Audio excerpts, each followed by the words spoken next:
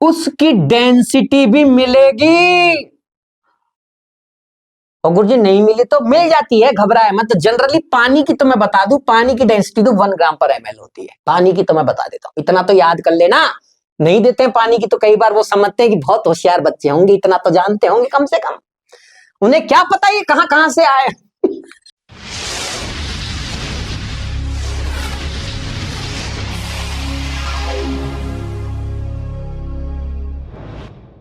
Hello students, नमस्कार। कैसे हैं आप सब? बहुत अच्छे होंगे, मैं भी अच्छा हूं। आपके सामने बहुत सारे क्वेश्चंस मैं ला चुका हूं, आगे भी क्वेश्चंस आ रहे हैं।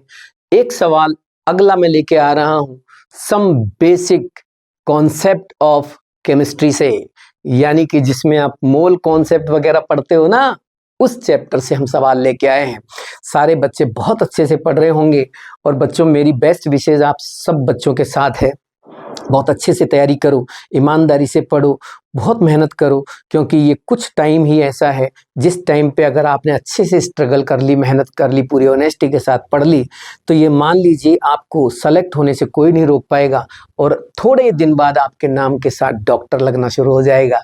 तो समझदार बनिए, जबरदस्त मेहनत कीजिए, रुकना नहीं है, थकना नहीं है, चलते जाना है, पढ़ते जाना है। सुबह जल्दी उठो, रात को लेट तक पढ़ो, जैसे भी करना है करो, लेकिन जबरदस्त पढ़ाई करो, क्योंकि जीवन की सबसे ज्यादा परीक्षा की घड़ी और सबसे ज्यादा एक डायरेक्शन देने वाला जो टाइम है, जो घड़ी है, वो अब चल रही है।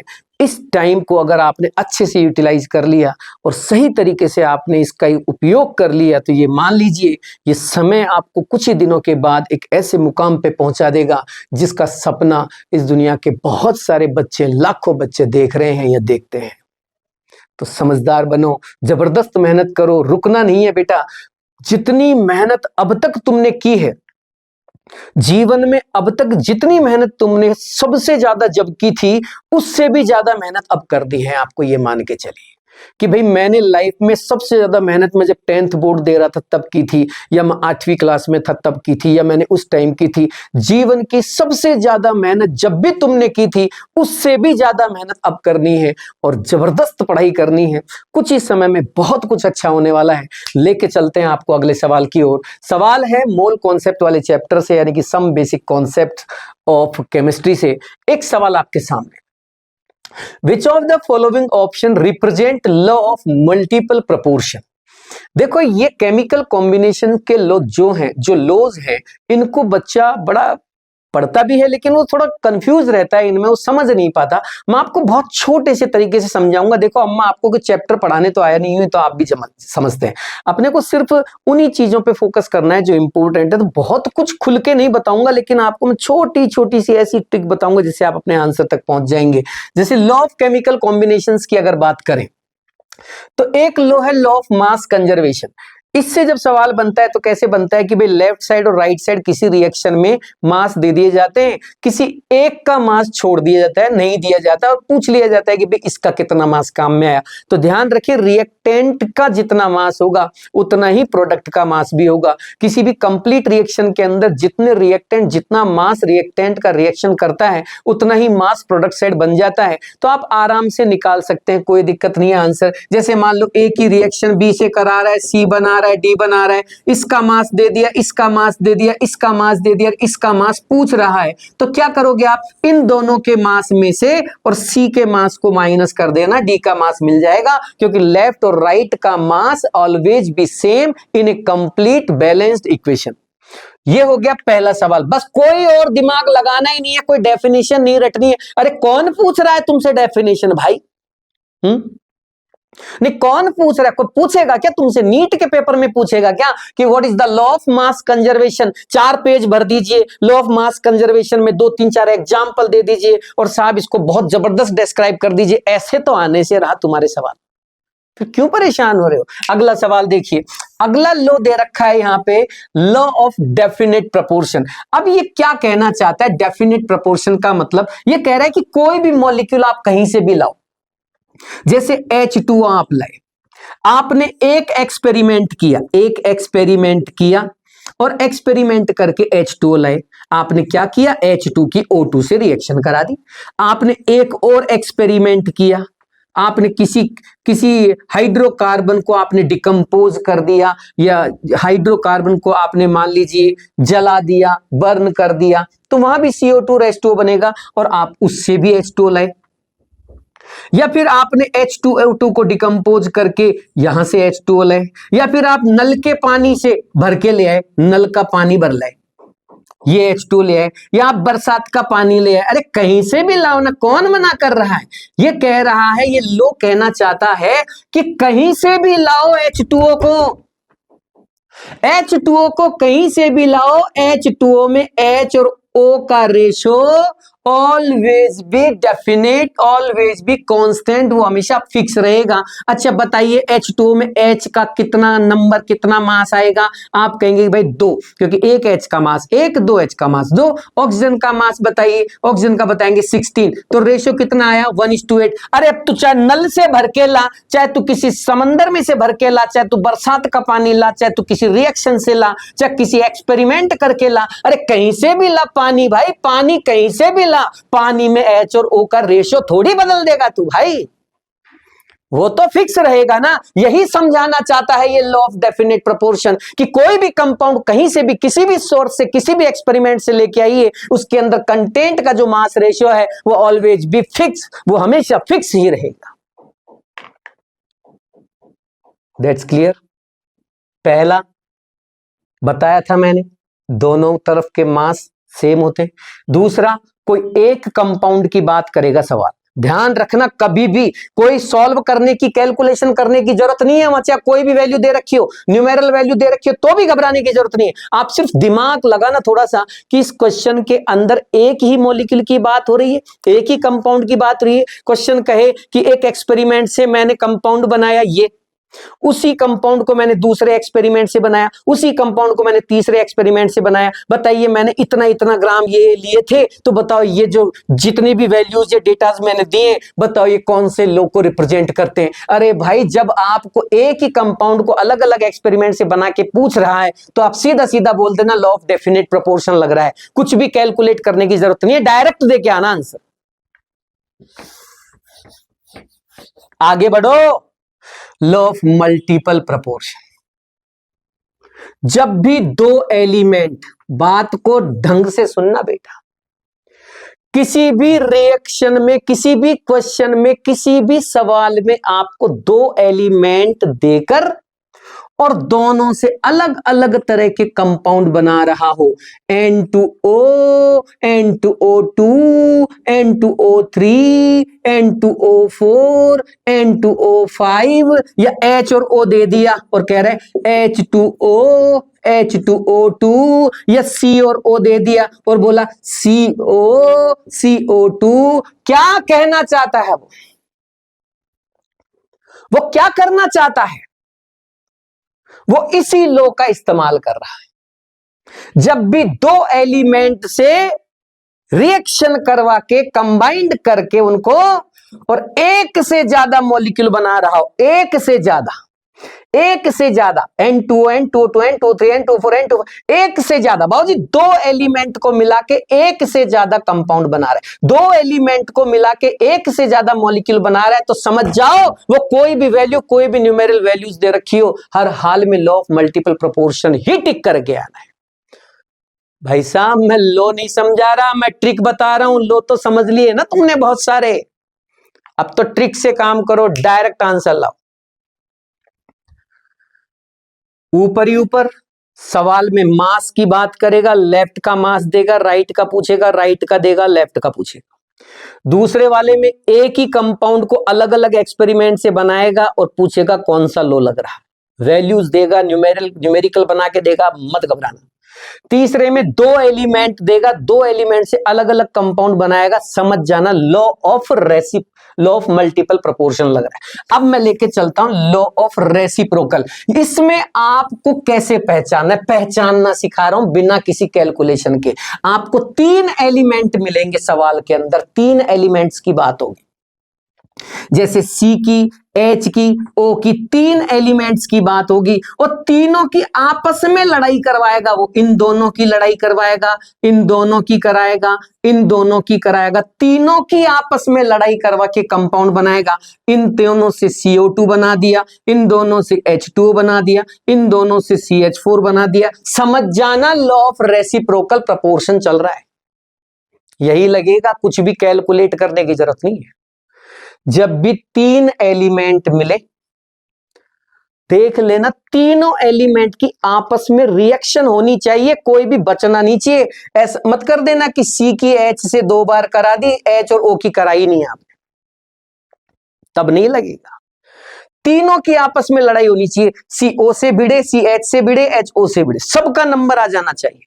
तो देखो CO2, CH4 और H2O तीनों के तीनों लॉ ऑफ रेसिप्रोकल प्रोपोर्शन को रिप्रेजेंट कर रहे हैं। आपसे कहा जाएगा कि भाई 4 ऑप्शन है, बताओ चारों में से कौन सा set law of reciprocal proportion को रिप्रेजेंट करता है, तो आप बोलना ये करेगा। आपको मान लो मैंने एक और ऑप्शन दे दिया जिसमें एक CO2 दे दिया, एक PCl3 दे दिया, एक PCl5 दे दिया। अरे ये कहां से आ गया? 4 एलिमेंट है यहां, तो C है, O है, P है, Cl है। अरे भाई C है, O है, P है, Cl है, इन तीनों में मिला के 4 एलिमेंट है। मैंने तो 3 की बात की थी ना, 3 होने चाहिए भाई। ओ बाबू समझ में आ रहा है कि नहीं आ रहा? आ रहा है ना समझ में? मैं क्या करूं, 3 एलिमेंट से 3 कंपाउंड बनने चाहिए बस। एक और लो, मान लो आपसे कह दिया जाए H2O, H2O2, CO2। अरे कहां से ले आए इसको?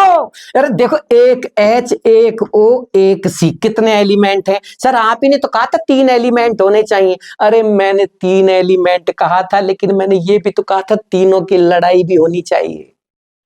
H की लड़ाई 2 बार O से करा दी तुमने। C और H का तो कोई कंपाउंड ही नहीं है इसमें। अरे H और O का है, ये भी H और O का ले लिया, ये C और O का ले लिया। C और H का कहां है? नहीं, C और H का कंपाउंड कहां है? मैंने कहा ना तीनों एलिमेंट्स के मॉलिक्यूल्स आने चाहिए। समझ में आ गया होगा आपके।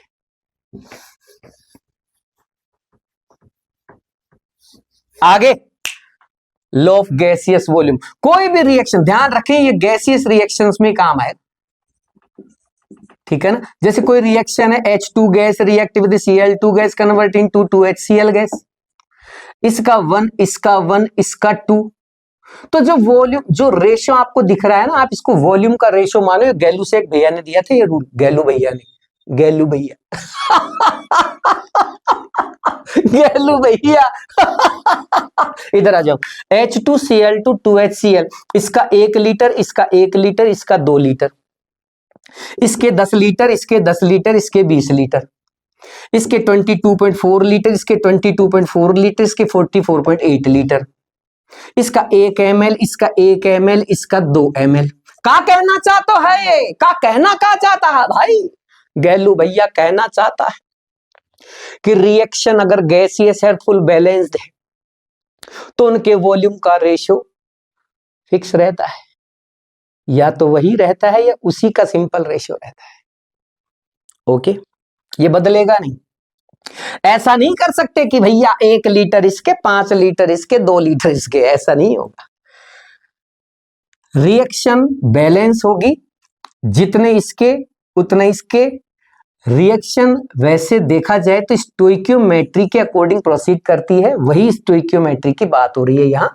स्टोइकियोमेट्री में हम मास को चेक नहीं करते, स्टोइकियोमेट्री से हम वॉल्यूम को चेक कर सकते हैं, ग्राम मोल्स को चेक कर सकते हैं, यानी कि मोल्स को चेक कर सकते हैं, और वॉल्यूम को चेक कर सकते हैं। देखो, वॉल्यूम चेक हो सकता है, ग्राम मोल या मोल चेक हो सकते हैं, मास चेक नहीं कर सकते स्टोइकियोमेट्री में। अगर आपको मास के अकॉर्डिंग रिएक्शन देखनी है तो लॉ ऑफ मास कंजर्वेशन का इस्तेमाल करना पड़ेगा। चलो सवाल करते हैं बेटा, ओ बेटा सवाल करते हैं। Which of the following option represent law of multiple proportion? क्या कहना चाहता है भैया? हम ये कहना चाहते हैं कि यहाँ जो 4 ऑप्शन दे रखे हैं, इन 4 ऑप्शंस में से बताओ कौन सा ऑप्शन ऐसा है जो लॉ ऑफ मल्टीपल प्रोपोर्शन को रिप्रेजेंट करता है बेटा। तो बता देंगे भैया, इतना भावुक क्यों हो रहे हो?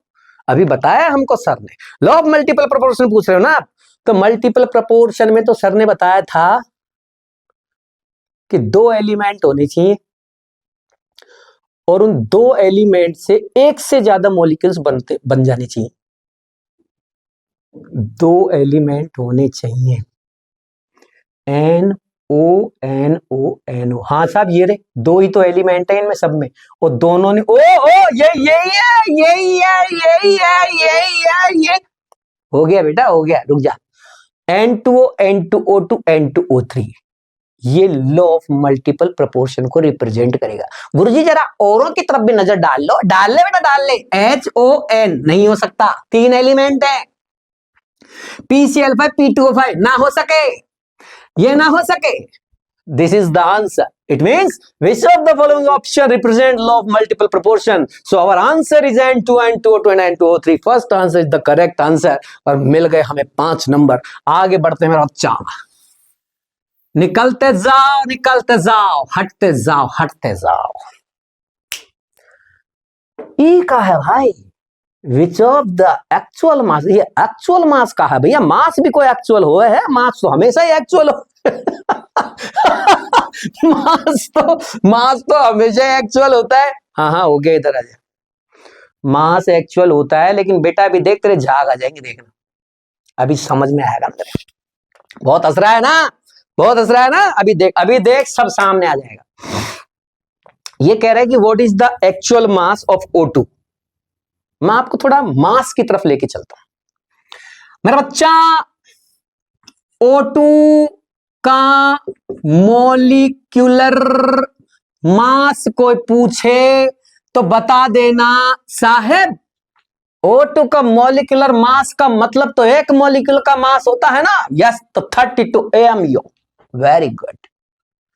जनरली यूजुअली हम मॉलिक्यूलर मास को ग्राम में लिख देते हैं। रियलिटी यह है कि वो गलत है। एक मॉलिक्यूल के मास को कभी भी हम ग्राम में नहीं लिख सकते।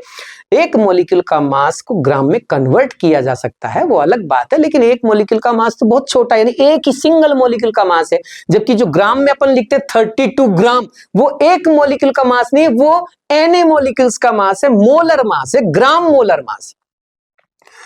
O2 molar mass, O2 gram molar mass, O2 mass of 1 मोल। ऐसी सिचुएशन में बोलना 32 ग्राम, समझे। एक होता है एक्चुअल मास, एक्चुअल बेटा, this is actual mass. Actual mass का मतलब क्या है? एक्चुअल मास का मतलब है कि एक मॉलिक्यूल के मास को आप ग्राम में रिप्रेजेंट कर दीजिए। एक मॉलिक्यूल के मास को, अभी आपने बोला तो था एक मॉलिक्यूल का मास, अरे तो वो तो AMU में लिखा हुआ है ना बावरे। अच्छा, तो किस में बदलना है? ग्राम में बदल के बता। ओके, एक AMU की वैल्यू 1.67 इंटू 10⁻24 ग्राम होती है, तो 32 AMU की वैल्यू निकाल लो। ये ग्राम में जो मास है, this is the actual mass, actual mass, actual mass. कैसा महसूस कर रहे हैं? लिखो हल्का। जब भी समझ में आए हल्का महसूस होता है, और जब समझ नहीं आए तो बड़ा भारी भारी सा लगता है। आओ बेटा, लेके चलता हूं आपको मैं आगे की ओर। ओ बच्चों, मैं कोई ये चैप्टर समझाने नहीं आया हूं, मैं सिर्फ आपको, मेरा जो टारगेट है वो सिर्फ आप तक उन क्वेश्चंस को पहुंचाना है जिनकी बहुत ज्यादा रिक्वायरमेंट इस बार नीट में हो सकती है। देखो, मैं ये नहीं कहता कि यही आएंगे। देखो, I am not a god, और ना ही मैं कोई भविष्य वक्ता हूं। भविष्यवाणी पंडित जी ने कह दिया ओम नमः स्वाहा स्वाहा स्वाहा, लो बेटा पेपर ले जाओ, ऐसा नहीं है, ऐसा नहीं है। आप जैसा ही इंसान हो, सामान्य इंसान, बस फर्क इतना सा है, थोड़ा सा पुराना अनुभव है, काफी समय से पढ़ा रहा हूं, पता है किस सेशन में क्या पूछा गया है, किस टाइप का सवाल पूछा जा रहा है, तो एनालिसिस के बेस पे मैं आपको समझा रहा हूं, बता रहा हूं। और मेरी खुश नसीबी है कि, या फिर मान लीजिए गॉड गिफ्टेड है कि जिन क्वेश्चंस को मैं इंपॉर्टेंट बोलता हूं उनमें से बहुत सारा क्वेश्चन पेपर में मिल जाता है। बड़ी खुशी होती है जब बच्चा पेपर देने के बाद कहता है कि सर मजा आ गया, सारे क्वेश्चन मिल गए अपने को, अच्छा लगता है। बस एक उसी भावना से, उसी फीलिंग के साथ आपके पास आया हूं, आपको लेके, आपके सामने ये सवाल लेके। कोशिश कर रहा हूं कि ज्यादा से ज्यादा अच्छी चीजें आप तक पहुंचा पाऊं कम समय में। और देखो, सिलेबस तो आपने बहुत पढ़ा है ना, साल भर खूब पढ़ा है, और जिन जिन लोगों ने आपको पढ़ाया बेशक बहुत अच्छा पढ़ा है, सारे टीचर्स, सभी जिन्होंने भी आपको पढ़ाया, मैं सभी को नमन करता हूँ। जहां भी आप पढ़े हैं, सभी सिस्टम्स को, सभी संस्थानों को मैं नमन करता हूँ। सबने बहुत अच्छी ईमानदारी से, पूरी मेहनत से आपको पढ़ाया है, मैं उसकी मना नहीं कर रहा। सब अच्छा पढ़ाते हैं, सब अच्छा पढ़ा रहे हैं, बल्कि आपको अपने गुरुजियों की, अपने टीचर्स की बातें माननी चाहिए। जो उन्होंने कहा वो फॉलो करना चाहिए। वो कभी गलत नहीं कहते, वो हमेशा सही कहते हैं। अगर टीचर हैं तो वो आपको कभी गलत राय नहीं देंगे, आप उनको फॉलो कीजिए, अपने अपने टीचर्स को फॉलो कीजिए, अपने अपने सिस्टम और संस्थान को फॉलो कीजिए, कोई मना नहीं है। मैं तो सिर्फ एक छोटी सी हेल्प के लिए आया हूँ लास्ट में, कि मैं आप तक, जब आपकी पूरी तैयारी हो चुकी है तो एक बार और आप थोड़ा सा इनको भी रिवाइज कर लेना, फायदा मिलेगा। बस इतना सा है। चलो मैं आपका सवाल कंप्लीट करता हूँ। ये वाला, what is the actual mass of O2? 32 gram. This is not actual mass. 32 kg not actual. 16 AMU ये एक्चुअल नहीं है। This is the answer. 32 ग्राम में कन्वर्ट कर रहा हूं मैं 32 AMU को, और मैंने AMU के वैल्यू के साथ इसको मल्टीप्लाई कर दिया। ये आपका सवाल हो गया है। अब मैं आपको लेके चलता हूं आगे, आगे भैया, आगे आगे आगे चलो। Which has the maximum number of molecules among the following? बाबू बहुत आवे है ऐसो क्वेश्चन, बहुत आवे है बेटा। इतना बार आयो है, इतना बार आयो है कि भैया झाग आ जाएंगे देखते देखते। मोल समझ में आ गया तो सवाल, ये चैप्टर तो हो ही जाएगा, ये सवाल भी हो जाएगा, और आगे के बहुत सारे चैप्टर्स में भी आपको हेल्प मिलेगी। मैं एक शॉर्ट ब्रीफ आपको देता हूं मोल का, फिर इस सवाल को करेंगे। बेटा बहुत सारे बच्चों के यही समझ में नहीं आता कि मोल आखिर चीज क्या है। देखो देखो भैया, साल भर पढ़ लेते लेकिन पता ही लगता है व्हाट इज मोल। सर कभी क्या बोल देते इसको, कभी क्या बोल देते, पता ही नहीं लगता। क्वेश्चन करते गलत हो जाता है, और जब पीछे पलट के, पन्ना पलट के देखते, अरे ये आंसर आएगा क्या, तब जाके समझ में आता है कि ऐसे करना था। अरे भैया, क्वेश्चन का आंसर देखने के बाद आंसर आया तो क्या मतलब है? आंसर पहले आ जाना चाहिए ना। थोड़ा देखिए, मोल को ग्राम मोल भी देखेंगे लिखा हुआ कई जगह। ग्राम एटम को भी मोल ही कहते हैं, ग्राम मॉलिक्यूल को भी मोल ही कहते हैं, ग्राम आयन को भी मोल ही कहते हैं। किसी भी पार्टिकल के आगे ग्राम लिख दिया जाए तो मोल ही मानेंगे। बस फर्क इतना सा है बेटा, मोल कह दे या ग्राम मोल कह दे तो इसका मतलब तो कोई भी चीज हो सकती है जिसमें n नंबर्स हैं। एवोगैड्रो नंबर्स के इक्वल जब पार्टिकल्स होते हैं तो उस ग्रुप को हम 1 मोल कह देते हैं। आप ग्राम मोल भी कह सकते हो, लेकिन ग्राम एटम केवल 1 मोल एटम्स के लिए यूज होता है। ग्राम मॉलिक्यूल्स 1 मोल मॉलिक्यूल्स के लिए यूज होता है। ग्राम आयन 1 मोल आयंस के लिए यूज होता है। ग्राम इलेक्ट्रॉन, ग्राम प्रोटॉन, ग्राम पार्टिकल 1 मोल पार्टिकल्स के लिए यूज होता है। अब बात करते हैं मोल तक पहुंचने के बाबूजी 3 रास्ते हैं। ध्यान रखें, मोल एक SI यूनिट है, 7 SI यूनिट्स दी गई हैं। देख लेना उनके नाम, कभी यही पूछ ले। कोई भरोसा नहीं है भाई साहब, कोई भरोसा नहीं है, कितना भी गिर सकते हैं, कुछ भी पूछ सकते हैं। SI unit, which of the following is not SI unit, यही पूछ ले, देख लेना। मोल तक पहुंचने के 3 रास्ते हैं। पहला रास्ता m/m, दूसरा रास्ता n/n, और तीसरा रास्ता V/22.4। बाबूजी थोड़ा अब समझना, चाहे सॉलिड, चाहे किसी लिक्विड, और चाहे किसी गैस, बाबूजी अब समझना, हेलो इत्थे आ जाओ। चाहे कोई सॉलिड, चाहे कोई लिक्विड, चाहे कोई गैस, किसी का भी मास गिवन इन क्वेश्चन हो। किसी लिक्विड का मास दे रखा हो, किसी सॉलिड का मास दे रखा हो, किसी गैस का मास दे रखा हो, मास जिसका भी दे रखा हो और आपसे मोल तक पहुंचाना चाह रहा हो, तो इसके अलावा कोई और रास्ता ना है बेटा। मास को बाबूजी वापस सुन लो, मैं कहूं कि 16 ग्राम ऑक्सीजन गैस, 10 ग्राम H2O लिक्विड, 100 ग्राम CaCO3 का पत्थर, मैंने सॉलिड भी ले लिया, लिक्विड ले लिया, गैस भी ले ली, तीनों का मास ले लिया ना मैंने। मास दे रखे तीनों के, कह रहा है मोल बना, इसके अलावा कोई रास्ता नहीं है। वापस सुन लीजिए, अगर किसी का भी मास इन क्वेश्चन गिवन हो तो मास से मोल तक जाने का वन वे है बेटा। ये क्या करेंगे, उस गिवन मास को ऊपर और नीचे उसका मोलर मास रख के मोल तक आ जाएंगे बाबूजी हम। गिवन मास को ऊपर और नीचे मॉलिक्यूलर वेट, मॉलिक्यूलर वेट जानते हो ना, एक मोल का मास वो नीचे ग्राम में होता है, वो नीचे रखना और ले आना मोल तक। किसी सॉलिड, किसी लिक्विड या किसी गैस के नंबर दे रखे हो, if numbers given in question, बाबूजी क्वेश्चन में नंबर दे रखे हो, चाहे किसी लिक्विड के दे रखे हो, चाहे किसी गैस के दे रखे हो, और चाहे किसी सॉलिड के दे रखे हो, नंबर्स अगर दे रखे हो तो यही एक रास्ता है यहां तक पहुंचने का।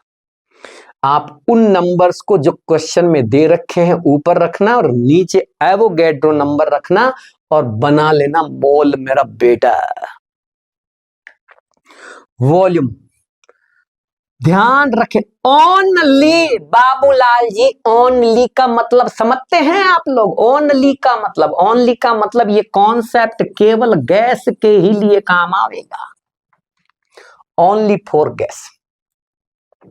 वॉल्यूम बाबू, वॉल्यूम अगर किसी गैस का दे रखा हो, ध्यान रखें सॉलिड का देगा नहीं वो तुमको वॉल्यूम, वो सॉलिड का थोड़ी, लिक्विड का दे सकता है, लेकिन लगा मत दियो यहां पे, ये फॉर्मूला लगा मत दियो बेटा लिक्विड के वॉल्यूम में, क्योंकि ये फॉर्मूला केवल गैस के वॉल्यूम पे ही अप्लाई होगा। गैस का वॉल्यूम ओनली फॉर गैस, अगर किसी गैस का वॉल्यूम क्वेश्चन में दे रखा हो, volume given Babu, volume given in question, तो समझ जाना क्वेश्चन में अगर वॉल्यूम दे रखा है किसी गैस का तो V/22.4 करके मोल तक पहुंच जाना बेटा। लेकिन गुरुजी अभी आपने कहा कि लिक्विड का भी वॉल्यूम होता है, फिर क्या करेंगे हम? नहीं, लिक्विड का वॉल्यूम दे दिया तो क्या करेंगे हम? इसकी तो मना कर दिया आपने। बड़ी चिंता का विषय है तो यार। ये बात तो सही है यार, अगर लिक्विड का वॉल्यूम दे दिया तो, जैसे मान लो गुरुजी, मान लो H2O का हमको वॉल्यूम दे दिया, नहीं H2O क्या, अरे पानी का नहीं, मतलब लिक्विड का ना, हाँ लिक्विड का हमें वॉल्यूम दे दिया, मान लीजिए हमको 22.4 ml पानी दे दिया। अब कैसे मोल बनावेंगे, इसकी तो मना कर दी तुमने।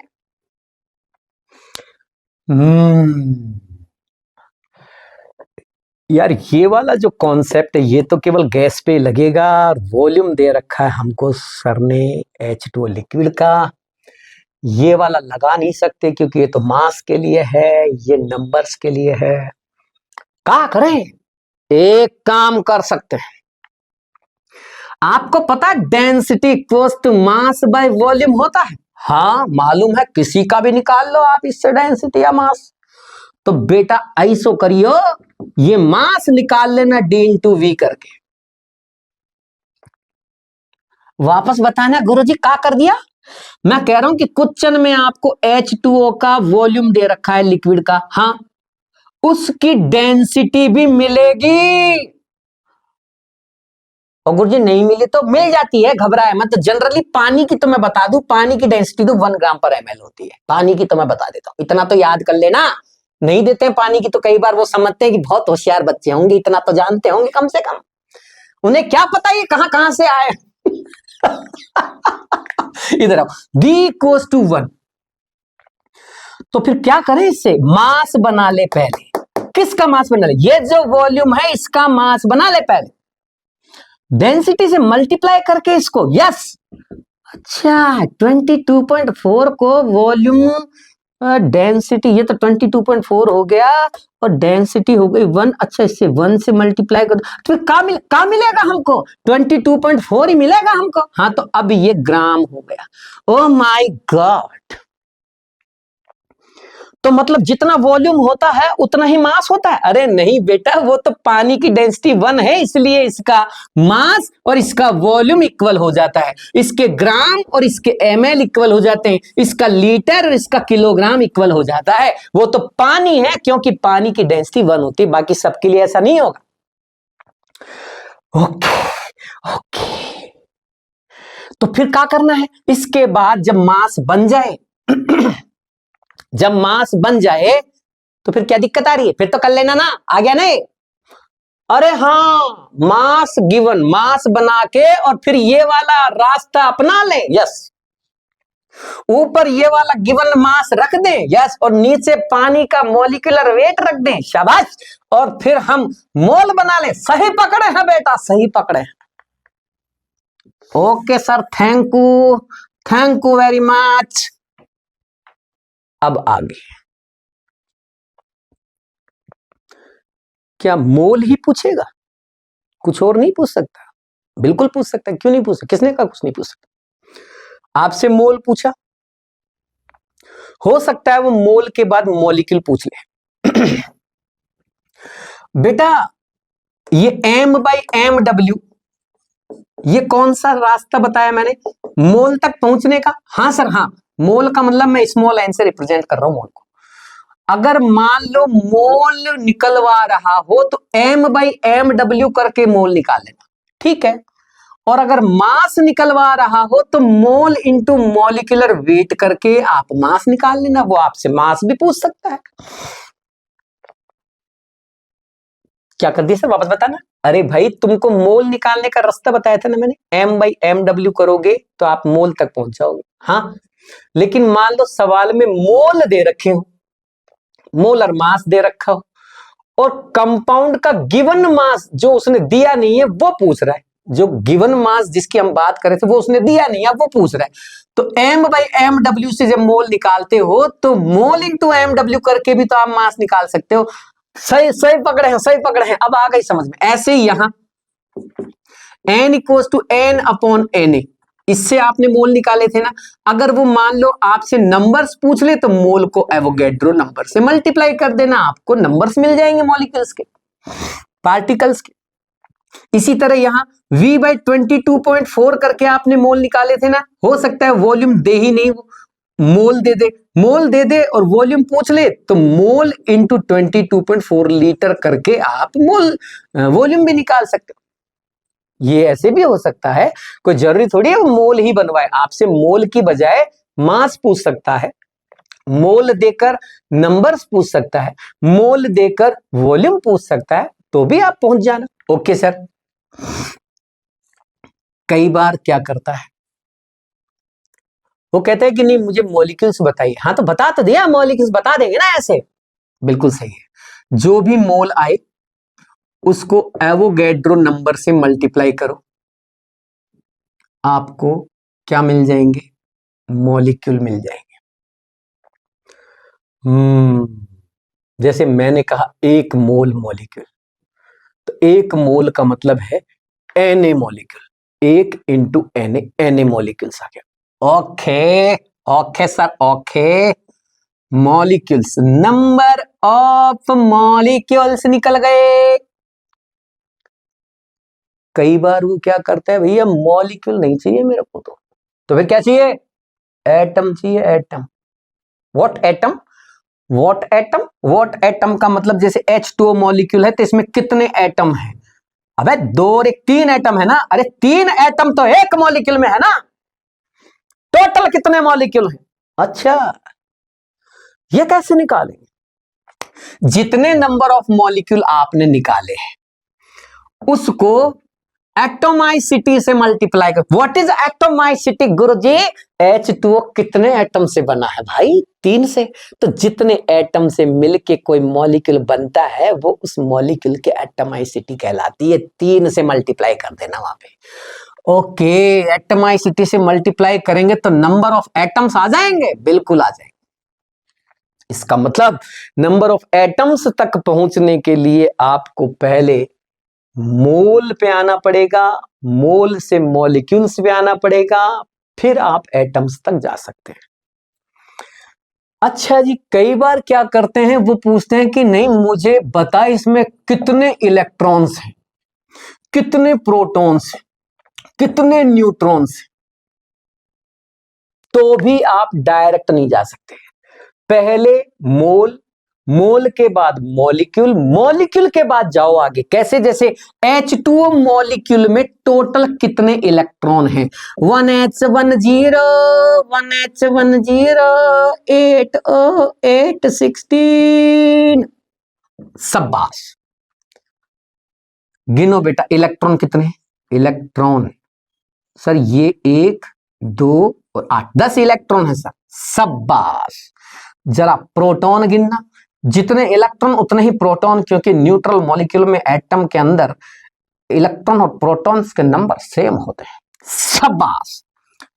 तो जो भी नंबर आए आप उससे मल्टीप्लाई कर दो। जैसे मुझे नंबर ऑफ इलेक्ट्रॉन चाहिए तो मैं नंबर ऑफ मॉलिक्यूल, तो मैं क्या करूंगा, एक मॉलिक्यूल में 10 इलेक्ट्रॉन है तो इतने मॉलिक्यूल में कितने इलेक्ट्रॉन होंगे, इनटू कर दिया नंबर ऑफ इलेक्ट्रॉन से।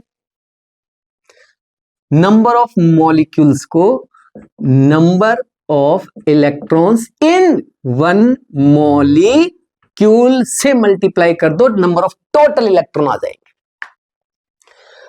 अच्छा, पहले मोल तक जाना है, हाँ, फिर इसको हम Na से मल्टीप्लाई करके मॉलिक्यूल बनाएंगे। शाबाश शाबाश। फिर अगर मुझसे एटम पूछ रहा है तो एटमाइसिटी से मल्टीप्लाई कर दूंगा। नंबर ऑफ इलेक्ट्रॉन पूछ रहा है तो टोटल एक मॉलिक्यूल में कितने इलेक्ट्रॉन है उससे मल्टीप्लाई कर दूंगा। प्रोटॉन पूछ रहा है तो टोटल एक मॉलिक्यूल में कितने प्रोटॉन है उससे मल्टीप्लाई कर दूंगा। न्यूट्रॉन पूछ रहा है तो टोटल न्यूट्रॉन से मल्टीप्लाई कर दूंगा। देखो कितने न्यूट्रॉन है, ये 0 ये 0 ये 8 न्यूट्रॉन हो गए 8। तो न्यूट्रॉन पूछता H2O के तो मैं 8 से मल्टीप्लाई कर देता। शाबाश, बात तो सही कहते हो गुरुजी आप कई बार। एक बात तो है, मैं तो हमेशा ही सही कहता हूं, तुम सुनते कहां हो? आगे आओ। नंबर ऑफ आयन पूछ लेता है कई बार, वो इधर आओ। नंबर ऑफ आयन पूछ लेगा, झाग आ जाएंगे। देख ले एक बार बेटा नंबर ऑफ आयन। अब जैसे मान लीजिए, अब आयन होने चाहिए, जैसे मान लो कोई सॉल्ट ले रखा है, मान लो नंबर ऑफ मॉलिक्यूल NaCl होते हैं। अब NaCl को आप गौर से देखिए, एक NaCl कितने आयन से बना है? सब 2 आयन से बना है।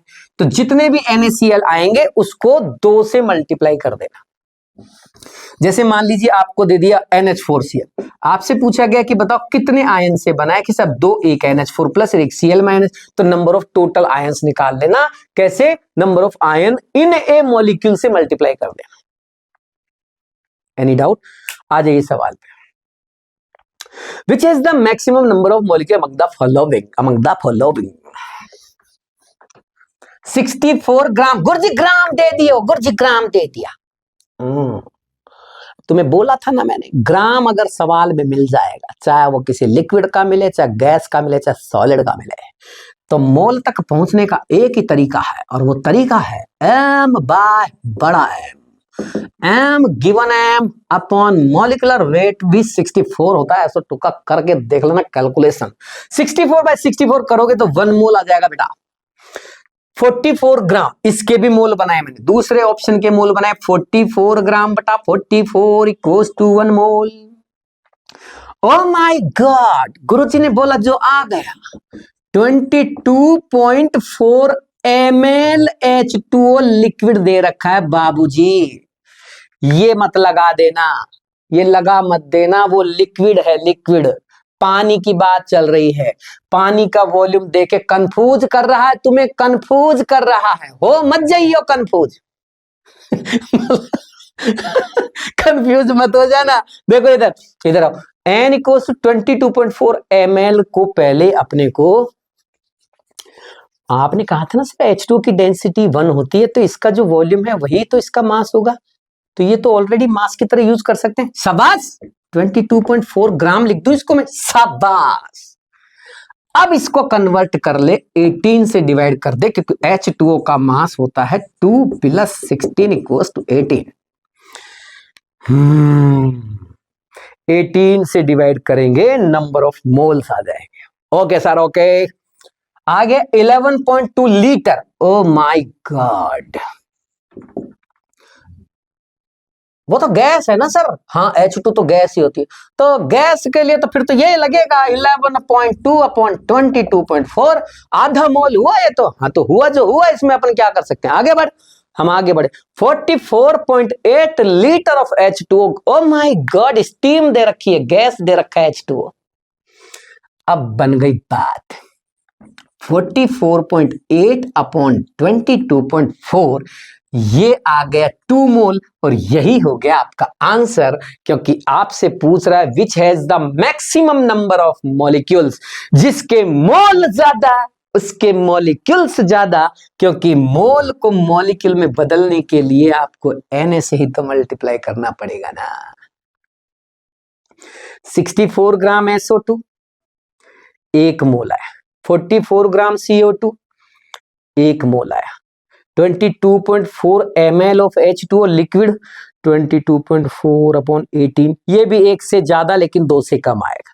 लास्ट वाला है 44.8 ग्राम H2O गैस, 22.4 से डिवाइड किया, 2 मोल आया। 2 मोल आया, इसका 1 मोल आया। सबके मोल को मॉलिक्यूल में बदलने के लिए Na से मल्टीप्लाई कर दो, सबसे ज्यादा मॉलिक्यूल इसी में आएंगे, आपका आंसर होगा डी। और इसी के साथ आज की सभा समाप्त करते हैं, अगली सभा के लिए फिर मिलेंगे, तब तक के लिए नमस्कार। स्टोइकियोमेट्री लिमिटिंग रिएजेंट से रिलेटेड सवाल आ रहा है इस बार।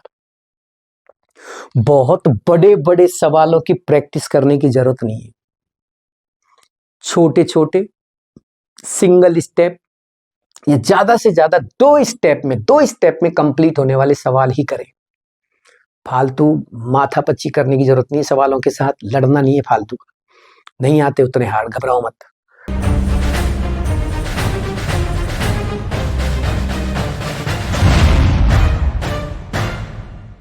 अब नेक्स्ट क्वेश्चन बताता हूं, मोल कॉन्सेप्ट से एक और क्वेश्चन मैं आपके सामने लेके आया हूं। देखिए, इस क्वेश्चन को कई तरह से पूछ सकते हैं। अब देखो, मैंने 2-3 तरह से, जैसे 2 सवाल तो मैंने, ये 2-3 सवाल तो स्टोइकियोमेट्री से दिए हैं, एक सवाल मैंने अलग से स्पेशल दिया है। अब ये देखो, कोई जरूरी नहीं है कि जैसी लैंग्वेज यहाँ है वैसी लैंग्वेज आपको मिले।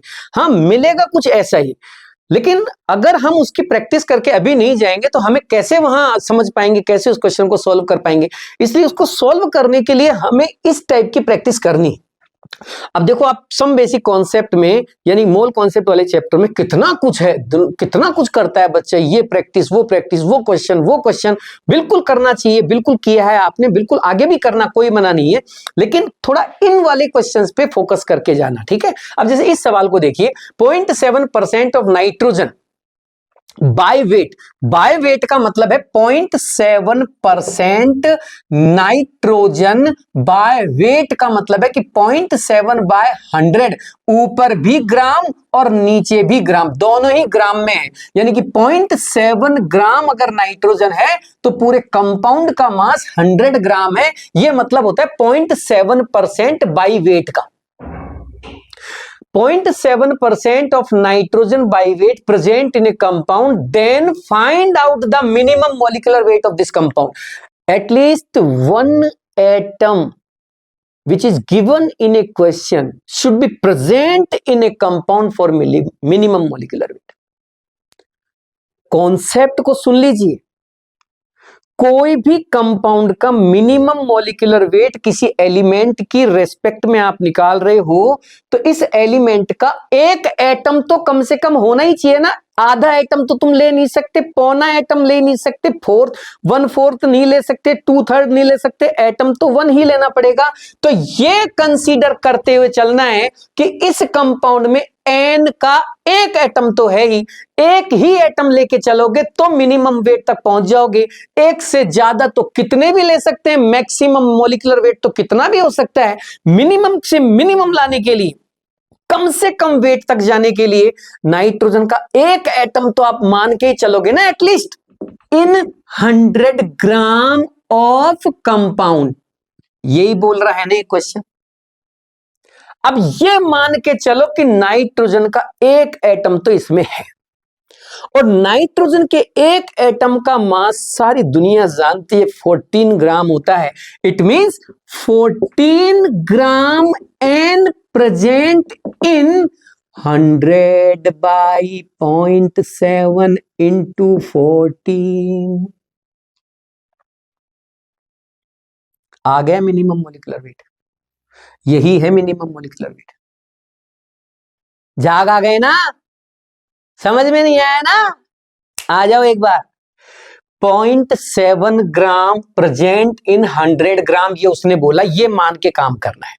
जब 0.7 ग्राम नाइट्रोजन 100 ग्राम में मौजूद है, तो मिनिमम मॉलिक्यूलर वेट के लिए नाइट्रोजन का कम से कम एक एटम तो लेना पड़ेगा। एक एटम का मास तो 14 ग्राम होता है, तो 14 ग्राम नाइट्रोजन कितने ग्राम कंपाउंड में मौजूद हो सकती है या होगी, वही तो उसका मिनिमम मॉलिक्यूलर वेट होगा। जब 0.7 ग्राम जब लेते हैं तो 100 ग्राम का कंपाउंड माना जा रहा है, तो 14 ग्राम लेने पर कितने ग्राम का कंपाउंड होगा? काट डालो, पीट डालो बेटा, काट डालो, पीट डालो, आपको आंसर मिल जाएगा। 2000 ग्राम का होना चाहिए वो कंपाउंड। मिनिमम मॉलिक्यूलर वेट उसका 2 किलो होगा। 2 किलो तो 2 kg का होगा वो कंपाउंड। आ जाइए, इधर आ जाइए अगले सवाल पर। मेरे बच्चों, ओ मेरे बच्चों, C3H8 गैस है प्रोपेन, 5 O2 के साथ जलाई जा रही है। कंबशन में जब बैलेंस करोगे रिएक्शन को तो इसकी स्टोइकियोमेट्री 5 आएगी।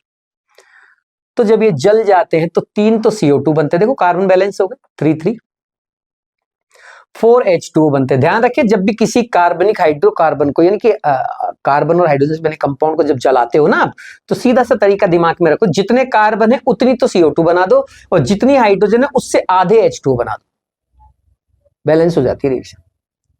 वापस सुनो, जितने कार्बन है, 3 कार्बन है ना, 3 CO2 बना दो, जितने हाइड्रोजन है 8 हाइड्रोजन है ना, 4 H2O बना दो, आधे H2O बना दो, 4 H2O बना दो। ओके ओके ओके, क्या चाहता है? कुछ नहीं जी, सिंपल सा पूछना चाहता है कि 2 लीटर प्रोपेन गैस ली थी मैंने रिएक्शन में। हाँ तो बताओ इस रिएक्शन को कंप्लीट करने में ऑक्सीजन कितनी लेनी पड़ेगी? अबे इतनी सी बात पूछ रहा है। C3H8, 5 O2, 3 CO2, 4 H2O, आगे लिखे हुए नंबर, आगे जो कोएफिशिएंट दिख रहे हैं वो रिएक्शन की स्टोइकियोमेट्री को रिप्रेजेंट करते हैं।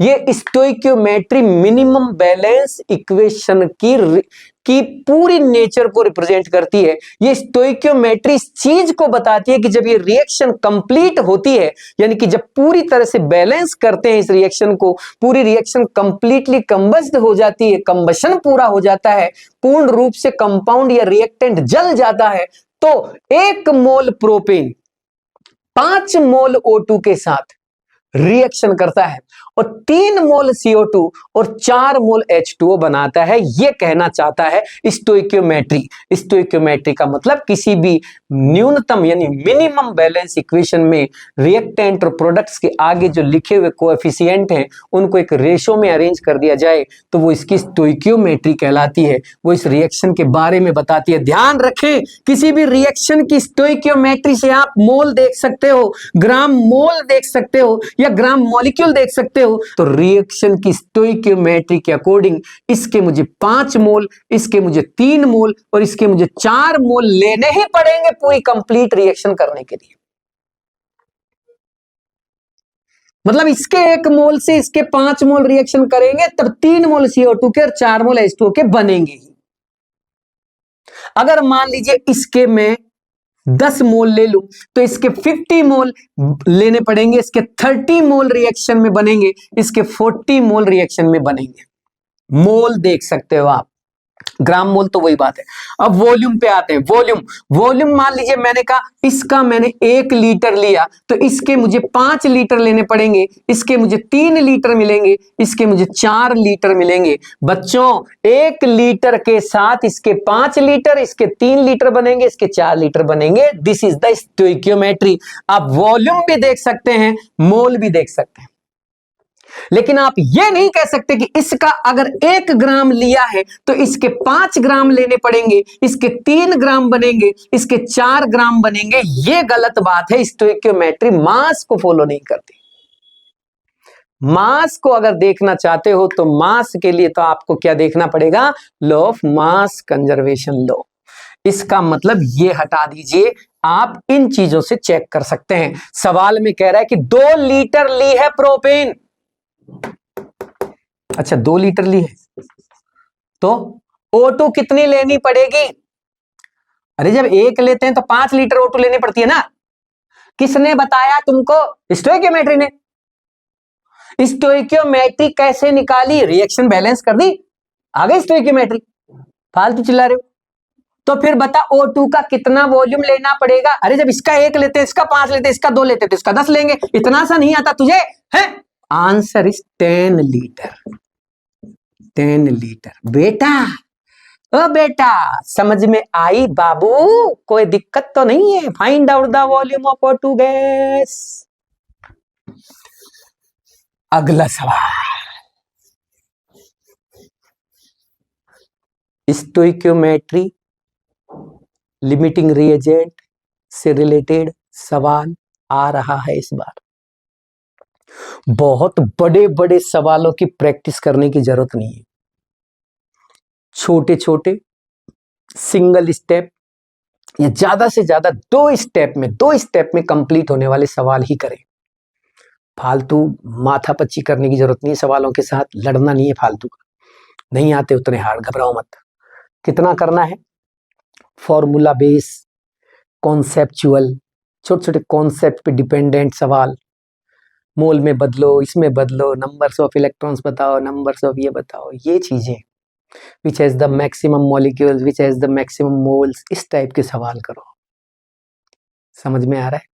स्टोइकियोमेट्री में छोटे मोटे लिमिटिंग रिएजेंट वाला कॉन्सेप्ट का इस्तेमाल करो। आप IIT की तैयारी नहीं कर रहे हैं, नीट की कर रहे हैं। बहुत लंबे सवाल नहीं आते। मैंने कहा ना, या तो सवाल 1 स्टेप में कंप्लीट हो रहा हो या मैक्स टू मैक्स 2 स्टेप में कंप्लीट हो रहा हो। अगर कोई सवाल 2 से ज्यादा स्टेप, 3-4 स्टेप में कंप्लीट हो रहा है, लंबा सवाल है, तो छोड़ दो उसको, घबराओ मत। कोई आफत नहीं आ रही, 1 सवाल रह जाएगा। पहली बात तो आएगा नहीं, तो कह दिया ना मैंने आपसे। आगे आई 7 litre mixture of CH4 and C2H6। Okay, दोनों का मिक्सचर ले लिया। क्या चाहते हो? दोनों को एक्सप्लोड किया यानी कंटेनर में इनको रिएक्ट करा दिया, जला दिया मैंने। Then produce 10 litre of CO2। By God, find out the composition of mixture. बता तो दिया आपने 7 लीटर। अरे बेवकूफ, 7 लीटर तो दोनों का है, मुझे दोनों का अलग अलग बता। ये तो दोनों का टोटल है 7 लीटर। अच्छा, दोनों का अलग अलग चाहिए क्या? मुझे लगा find out the composition of mixture मतलब 7 लीटर। अरे कंपोजिशन का मतलब समझ में नहीं आता क्या? कंपोजिशन का मतलब है इसका इसका दोनों का मिला के 7 है। अलग अलग कितना है?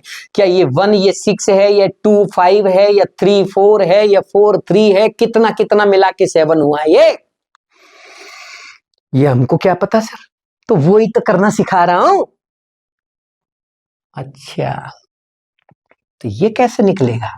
एक बात बता, मीथेन का कंबशन कर सकता है? हाँ, आप O2 गैस ले लो, जला दो। गुरुजी ने बताया था जितने कार्बन है उतनी CO2 बना दो, जितने हाइड्रोजन है उससे आधे पानी बना दो। जब ये काम कर दो उसके बाद चेक कर लो ऑक्सीजन कितनी काम में आ गई, 2 और 2 4, ये बैलेंस कर दो। स्टोइकियोमेट्री बता, 1 2 1 2, ये लो स्टोइकियोमेट्री, इतनी सी तो बात थी।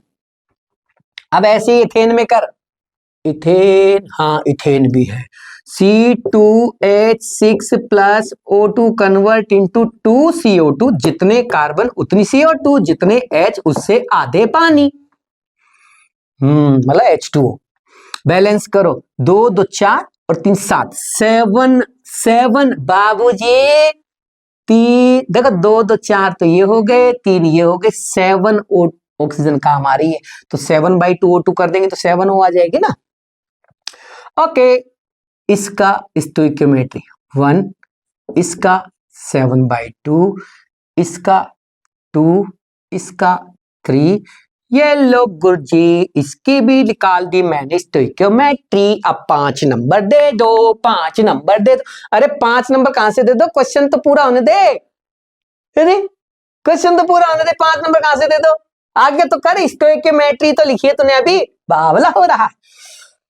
अब एक बात बता, दोनों को मिला के 7 लीटर लिया है ना? हाँ, सपोज दैट ये X लीटर है, तो फिर ये कितना होगा? अगर ये X है तो ये 7 - X होगा, इतनी सी बात ही तो है। ओके, अगर ये X लीटर है तो ये कितना लीटर होगा? ये X लीटर है तो ये डबल कर दो, 2X लीटर होगा। और ये 1:2:1, ये भी X लीटर होगा। शाबाश, इसमें आ जाए। जब ये 7 - X है तो फिर ये कितना है? सर ये जब 1 है तो ये 2 है, जब ये 7 - X है तो ये 2 × 7 - X हो जाएगा। शाबाश शाबाश, अरे बड़ा होशियार हो गया है बेटा तू तो, थैंक यू सर। X लिया, इसका X बना। लेकिन गुरुजी इनके बारे में तो पूछी नहीं आपने, मैं तो इनकी भी बता दे। बेटा जरूरत नहीं है ना, ज्यादा भावुक मत हो, मुझे इसलिए नहीं जरूरत उनकी क्योंकि CO2 की बात चल रही है बस यहाँ पे। कहा चाहते हो CO2 कितनी बनी है ये बता। CO2 कितनी बनी है? इसकी तो X लीटर बनी है, इसकी 2 7 - X लीटर बनी है। सब बात लेके आ नीचे। सर इसकी CO2 X लीटर, इसकी 2 7 - X लीटर, टोटल कितनी है? टोटल मुझे क्या पता, क्वेश्चन में देखना, produce 10 litre of CO2, 10 litre है सर टोटल। अब भी नहीं आ रही समझ मैं क्या कर रहा हूं? इसकी CO2 और इसकी CO2 दोनों मिला के दे रखी है ना आपको उसने 10 लीटर, बस यहीं से क्वेश्चन निकलेगा, अपने यहीं से आंसर आएगा। जब दोनों वैल्यू मिला के 10 लीटर है, समझना, X इसका 7 - X × 2 इसका, जब दोनों मिला के 10 लीटर है, अब X की वैल्यू निकाल, 4 लीटर आ जाएगी। 7 × 2 14, उधर जाएगा 4 लीटर X। जब X 4 लीटर आ गया तो मतलब X तो कौन मानी थी तुमने? मीथेन। तो बेटा इथेन कितनी हो जाएगी? थोड़ा दिमाग लगा के देखो। जब मीथेन X लीटर तो इथेन हो जाएगी 7 - X = 3 litre. This is the answer. समझ में आ रहा है? बहुत ही शानदार सवाल है। अब मैं ये नहीं कह रहा कि ये यूं कहीं उतर के आ जाएगा, समझ गए? हाँ, इस टाइप के सवाल आने का चांस है, करना अच्छे से। हो सकता है वो कोई और दे दे, कोई और मिक्सचर दे दे, हो सकता है वो किसी का कंबशन प्रोपेन की बजाय किसी और का कंबशन दे दे, वो कोई अलग चीज। वो तो देखो मैं नहीं बता सकता बेटा, वो तो आप भी जानते हो ना। हाँ, मैं आइडिया लगा के ये बता रहा हूँ कि किस टाइप का क्वेश्चन बनने के चांस बन रहे हैं।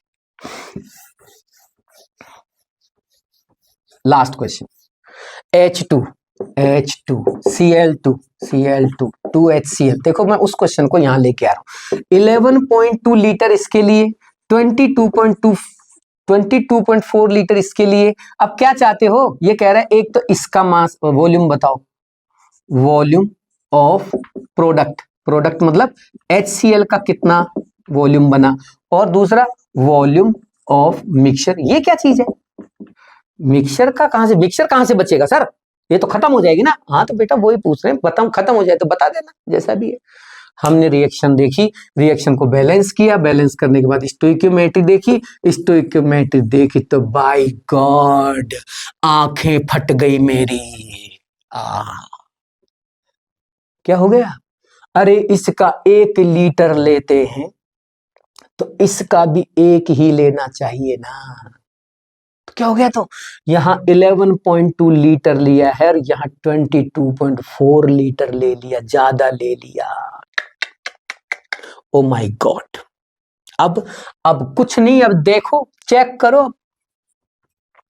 मुझे एक बात बताओ, जब इसका 1 लीटर लेंगे तो इसका भी 1 कंज्यूम हो जाएगा, जब इसके 11.2 लोगे तो इसके भी 11.2 कंज्यूम होंगे, तो आपने 22.4 क्यों लिया? ज्यादा क्यों लिया? ये अकेला क्या कर लेगा? अकेला कुछ कर पाएगा ये? अरे जब H2 ही खत्म हो जाएगी तो क्या अकेला प्रोडक्ट बना देगा?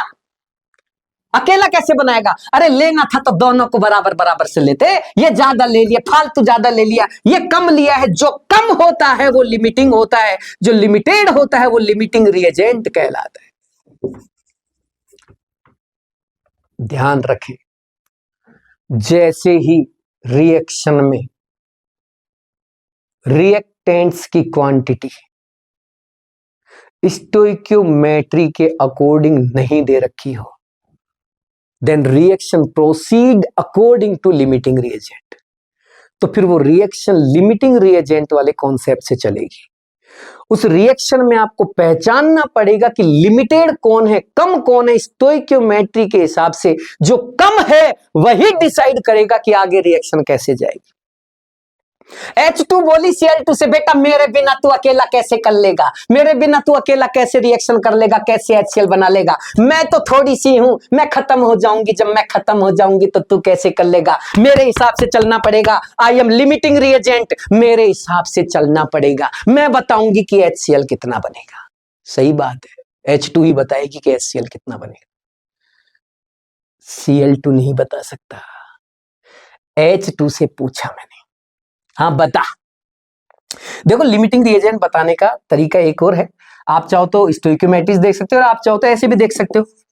गिवन जो क्वांटिटी है, जो मोल है, गिवन क्वांटिटी जो मोल है उसको स्टोइकियोमेट्रिक कोएफिशिएंट से डिवाइड कर दो। स्टोइकियोमेट्रिक कोएफिशिएंट से डिवाइड करोगे तो आपको जो वैल्यू कम मिले वो लिमिटिंग रिएजेंट हो जाएगा। जैसे 11.2 डिवाइडेड बाय 1, 22.4 डिवाइडेड बाय 1, कौन कम मिला? ये वाला। जो कम मिलेगा वो लिमिटिंग रिएजेंट होगा। ये भी एक तरीका, आप इससे भी निकाल सकते हो। अब मैं आपको आगे लेके चलता हूं। रिएक्शन हुई, रिएक्शन होने के बाद जब मैंने देखा तो पता लगा H2 ही डिसाइड करेगी। तो H2 डिसाइड करेगी कि देखो भैया ऐसा है, जब हमारा 1 लीटर लेते हैं तो हम HCl के 2 लीटर बनवा देते हैं। अब अगर तुम हमारा 11.2 लीटर लोगे तो हम तुम्हें 22.4 लीटर का HCl दे देंगे। ये तो हो गया आपके पहले सवाल का जवाब, 22.4 litre HCl, volume of HCl। मेरा दूसरा सवाल वॉल्यूम ऑफ मिक्सचर। मिक्सचर का मतलब समझते हैं आप? देखो ये तो completely consume in this reaction, खत्म हो जाएगा। अब बचा ये क्यों बच जाएगा? क्योंकि तुमने 22.4 लीटर लिया था और काम में केवल 11.2 लीटर ही आया है, यानी 11.2 लीटर तो ये बच जाएगा। 11.2 लीटर तो Cl2 बच जाएगा, remaining quantity of Cl2 11.2 plus 22.4 litre, 22.4 litre of HCl। This is the produced quantity, this is remaining quantity, this is produced quantity and both are the mixture quantity. अब इन दोनों को जोड़ के आप बताइए कि टोटल मिक्सचर का वॉल्यूम कितना आपके पास है, क्योंकि जो बन गया वो भी मिलेगा और जो बच गया वो भी तो मिलेगा। मिक्सचर में तो ये दोनों चीज मिलेगी, इसलिए दोनों के वॉल्यूम को सम करके अपना आंसर देके आना। ठीक है, आ गया होगा समझ में? अब फिर मिलेंगे अगली क्लास में। आज की सभा को यहीं समाप्त करते हैं। अगली सभा के लिए फिर मिलेंगे, फिर आएंगे, फिर एक बार एक क्वेश्चन को डिस्कस करेंगे। तब तक के लिए नमस्कार। देखो मैंने पहले बताया कि मैं हर चैप्टर से, हर यूनिट से कुछ कुछ सेलेक्टेड क्वेश्चंस आपके लिए लेके आऊंगा, कुछ कुछ सेलेक्टेड चीजें आपके सामने रखूंगा। आपने ये सब चीज पढ़ रखी है, नो डाउट, कोई दिक्कत नहीं है, लेकिन बात ये है कि उन सब में से, क्योंकि जो हमने पढ़ा है वो तो बहुत सारा है, अब उस बहुत सारे में से कुछ को ही तो हमें रिवाइज कर पाएंगे ना, क्योंकि इतना सब कुछ तो दोबारा देख पाना, या जैसे जैसे एग्जाम का टाइम नियर आएगा वैसे वैसे हम उतनी चीजों को नहीं देख पाएंगे, तो बड़ी दिक्कत हो जाएगी। इतना सारा सिलेबस कम टाइम में कैसे हम कवर कर पाएंगे? इसलिए मैं कुछ ऐसी काम की चीजें आपके सामने रख रहा हूं जिनका आप रिवीजन करें और आपको बहुत ज्यादा बेनिफिट होने वाला है। आपके पेपर का काफी हिस्सा, बहुत सारा हिस्सा आपका उन्हीं क्वेश्चंस में से आने वाला है जो मैं आपको समझा रहा हूं। बस आप मेरी क्लास को अच्छे से सुनते रहें, एक एक चीज को समझते रहें।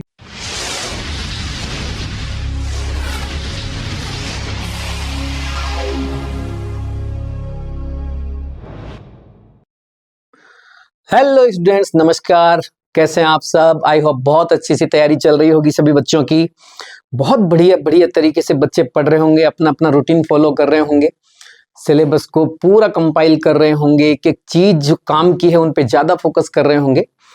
बहुत अच्छे से तैयारी करते रहो बेटा, सब कुछ अच्छा होने वाला है। आप टेंशन ना लें, अपने आप को पॉजिटिव रखो, बहुत ज्यादा पॉजिटिव थिंकिंग के साथ पढ़ाई करते जाना है। मैं आपको फिर एक क्वेश्चन लेके आया हूं। देखो, मैंने पहले बताया कि मैं हर चैप्टर से, हर यूनिट से कुछ कुछ सेलेक्टेड क्वेश्चंस आपके लिए लेके आऊंगा, कुछ कुछ सेलेक्टेड चीजें आपके सामने रखूंगा। आपने ये सब चीज पढ़ रखी है, नो डाउट, कोई दिक्कत नहीं है, लेकिन बात यह है कि उन सब में से, क्योंकि जो हमने पढ़ा है वो तो बहुत सारा है, अब उस बहुत सारे में से कुछ को ही तो हमें रिवाइज कर पाएंगे ना, क्योंकि इतना सब कुछ तो दोबारा देख पाना, या जैसे जैसे एग्जाम का टाइम नियर आएगा वैसे वैसे हम उतनी चीजों को नहीं देख पाएंगे, तो बड़ी दिक्कत हो जाएगी। इतना सारा सिलेबस कम टाइम में कैसे हम कवर कर पाएंगे? इसलिए मैं कुछ ऐसी काम की चीजें आपके सामने रख रहा हूं जिनका आप रिवीजन करें और आपको बहुत ज्यादा बेनिफिट होने वाला है। आपके पेपर का काफी हिस्सा, बहुत सारा हिस्सा आपका उन्हीं क्वेश्चंस में से आने वाला है जो मैं आपको समझा रहा हूं। बस आप मेरी क्लास को अच्छे से सुनते रहें, एक एक चीज को समझते रहें। मैं आप फिर एक बार आपके लिए सम बेसिक कॉन्सेप्ट से एक क्वेश्चन उठा के लाया हूं। अब देखना, आज की क्लास से भी एक क्वेश्चन आपको बहुत चांस है, एक क्वेश्चन या मैक्सिमम दो क्वेश्चन, दो भी आपको मिल सकते हैं, क्योंकि इस चैप्टर में जो कॉन्सेप्ट हम यूज कर रहे हैं अब, वो है टर्म्स ऑफ कॉन्सेंट्रेशन का। और टर्म्स ऑफ कॉन्सेंट्रेशन वाला कॉन्सेप्ट जो है वो दो जगह होता है। एक तो आपको मोल कॉन्सेप्ट वाले चैप्टर में पढ़ना पड़ता है, और एक 12th क्लास का जो एक चैप्टर है सॉल्यूशंस, उसके अंदर भी आपको ये मिलता है। इसलिए इस चैप्टर से 2-3 सवाल आने के चांस बनते हैं। फिर भी मैं आपसे कह रहा हूं कि 2 क्वेश्चन तो आपको मिल ही जाएंगे, टेंशन ना ले, अच्छे से देखिए, अच्छे से समझिए। शुरू करते हैं पहला सवाल। What is the relation between molarity and molality? Capital M को मोलैरिटी माना है, छोटे एम को मैंने मोलैलिटी माना है। तो देखो, मोलैरिटी क्या होता है, मोलैलिटी क्या होता है, अब इन चीजों की डेफिनेशन के बारे में समझाना या उनके बारे में रिवाइज कराना, वो तो अब टाइम किल करना हो जाएगा, वो सब आप जानते हैं। सिंपली मैं आपको फिर भी ब्रीफ कर दूं। मोलैरिटी का मतलब number of mole in V litre solution, N by V, N by V ये तो होता है मोलैरिटी, और number of moles in W kg of solvent, N by W kg, N by W kg, या W जो kg में लिखा हुआ है ये सॉल्वेंट का मास है, सॉल्यूशन का नहीं है, ध्यान रखें, ये मोलैलिटी है। मोलैरिटी और मोलैलिटी का रिलेशन भी हम देखते हैं। एक रिलेशन देखो सिंपली, अब इसकी पूरी डेरिवेशन करने की जरूरत नहीं है, समझदार बनिए। आप खुद सोचिए कि डेरिवेशन का क्या यूज है, कोई यूटिलाइज नहीं है, आप खुद समझदार हैं ना, आपसे कोई डेरिवेशन लिखवाएगा, आप सीधा सा फॉर्मूला याद कीजिए। ये 4 ऑप्शन आपके सामने है, इनमें से आपको बताना है कि मोलैलिटी और मोलैरिटी का रिलेशन क्या है। m equals to 1000 m upon 1000 d, m into m1, यहां बड़ा m जो कैपिटल m है ये मोलैरिटी है, छोटा m मोलैलिटी है, और ये जो कैपिटल M1 लिखा है, this is the mass, molar mass of solute, solute का मास है, यही इसका सही रिलेशन है। तो एक तो सीधा सीधा क्वेश्चन आपको रिलेशन मालूम होना चाहिए। दूसरा सवाल, इन्हीं में आपको वैल्यूज दे दी जाती है, आपको डेंसिटी दे देगा, आपको मोलर मास दे देगा, आपको मोलैरिटी दे देगा, और मोलैलिटी पूछेगा, या फिर मोलैलिटी दे देगा, आपसे मोलैरिटी पूछेगा। तो ये भी न्यूमेरिकल फॉर्म में भी आपसे पूछा सकता है। तो सिंपल ही आएगा, घबराए नहीं, एक बहुत बड़ी कैलकुलेशन काटने पीटने के लिए नहीं आएगी, सिंपल सिंपल सी वैल्यूज आएंगी जिन्हें आप इजी वे में काट पाएंगे। लेकिन आपको फॉर्मूला और कॉन्सेप्ट याद तो होना चाहिए ना, तभी तो आप फॉर्मूले में वैल्यूज रखेंगे, तभी तो आंसर लेके आएंगे। ठीक है, यहां आपको मोलैलिटी और मोलैरिटी का रिलेशन साफ साफ नजर आ रहा है, इस रिलेशन को आप याद रखिए। ये डायरेक्ट भी आ सकता है और न्यूमेरिकल फॉर्म में भी आ सकता है। एक सवाल क्लियर। अब मैं आपको लेके चलता हूं अगले क्वेश्चन की ओर। अगला मेरा सवाल है, इसको हटा देते हैं, ये क्वेश्चन गायब करते हैं। नेक्स्ट क्वेश्चन है, find out the molarity and of deci normal H2SO4। तो भैया जो कुछ यूनिट्स है ना, कुछ प्रीफिक्स है, डेसी, माइक्रो, मिली, ये प्रीफिक्स भी तुम्हें पता होने चाहिए। समझ में आ रहा? अब ये इन प्रीफिक्स को समझाने नहीं बैठूंगा मैं कि भाई प्रीफिक्स आपको दिखा दूं, प्रीफिक्स सिखा दूं, उनकी जरूरत क्या है। आप देखिए उनको एक बार देख लेना। डेसी नॉर्मल, डेसी का मतलब होता है 10⁻⁻1। डेसी का मतलब 10⁻⁻1। नॉर्मल का मतलब n, यानी कि इसने कॉन्सेंट्रेशन दे रखी है, नॉर्मेलिटी दे रखी है H2SO4 के सॉल्यूशन की। अब लगाइए दिमाग, नॉर्मेलिटी दे रखी है, मोलरिटी पूछ रहा है, find out the molarity of this solution. इस नॉर्मल सॉल्यूशन का मोलरिटी चाहिए। तो भैया सुन लो, काम की बात समझ लो, एक बात सुनो मैं क्या कह रहा हूं। मोलरिटी अभी थोड़ी देर पहले मैंने आपको बताई थी, m = n/v, यही बताया था। तो m = n/v। अब देखो n का मतलब मोल्स होता है, मोल्स किसके? सॉल्यूट के। और v यहां जो लीटर में लिखा है, ये सॉल्यूशन का वॉल्यूम होता है, जिसके अंदर आपने ये मोल्स मिलाए हैं, ये सॉल्यूट मिलाए हैं, उस सॉल्यूशन का वॉल्यूम।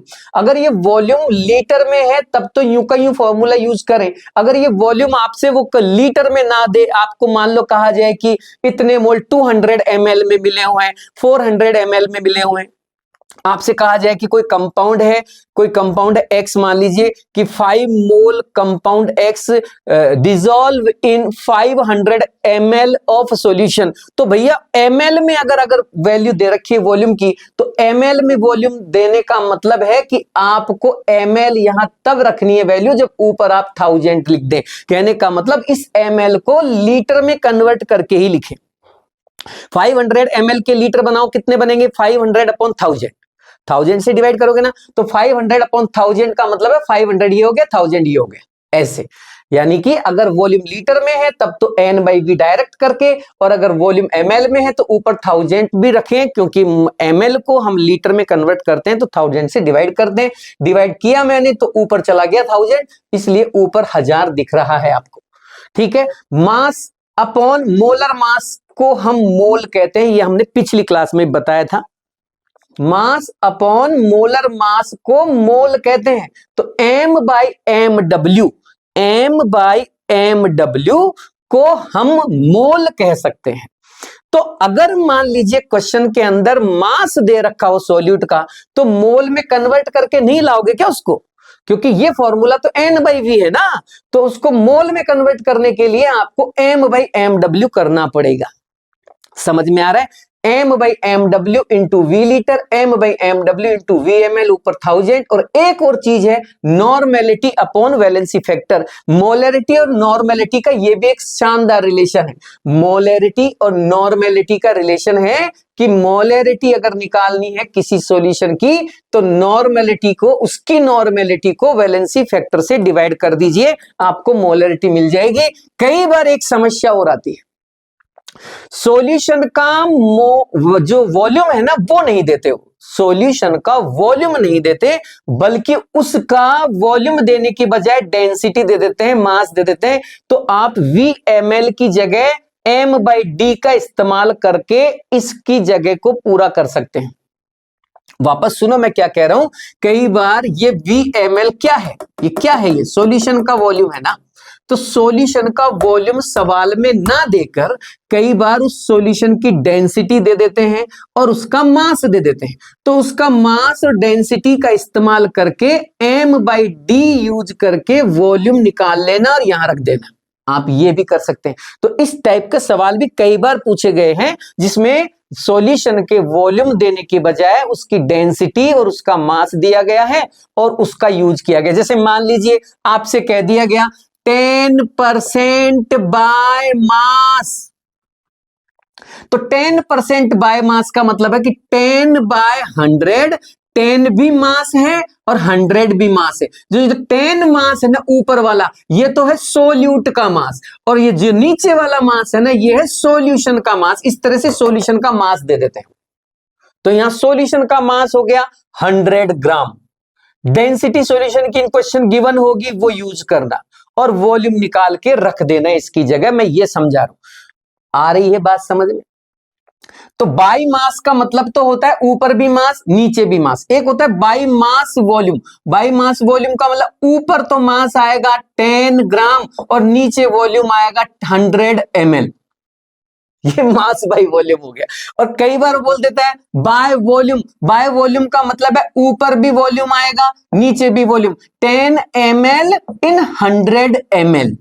मेरी बात समझ में आ रही है ना? ये कहना चाहता है ये। चलो मैं आगे लेके चलता हूं आपको।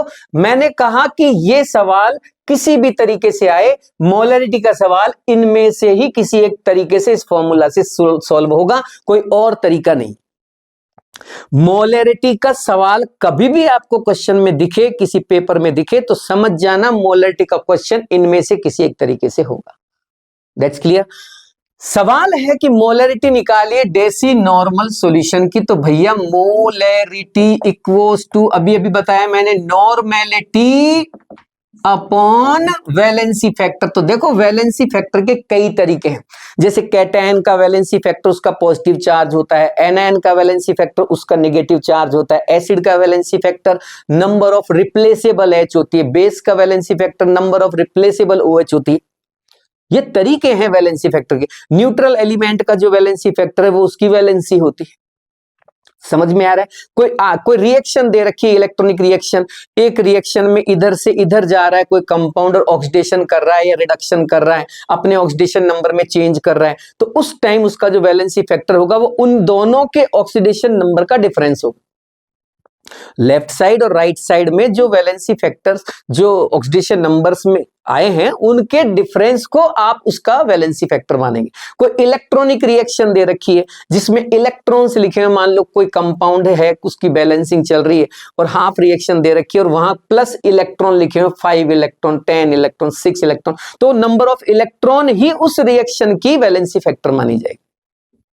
कोई सॉल्ट है तो सॉल्ट में जितना कैटायनिक चार्ज है उतना ही एनायनिक चार्ज भी होगा, तो या तो कैटायनिक चार्ज को कम ले लीजिए या फिर एनायनिक चार्ज को ले लीजिए। वो मैग्नीट्यूड ही उसका वैलेंसी फैक्टर होगा। जैसे मान लो मेरे को NaCl का वैलेंसी फैक्टर 1 हो गया, सॉल्ट है ना ये, समझ में आ रहा है। Al2SO4 होल थ्राइस, अब मान लो Al2SO4 होल थ्राइस में वैलेंसी फैक्टर निकालना है अपने को, वैलेंसी फैक्टर का पता नहीं तो कैसे निकालोगे?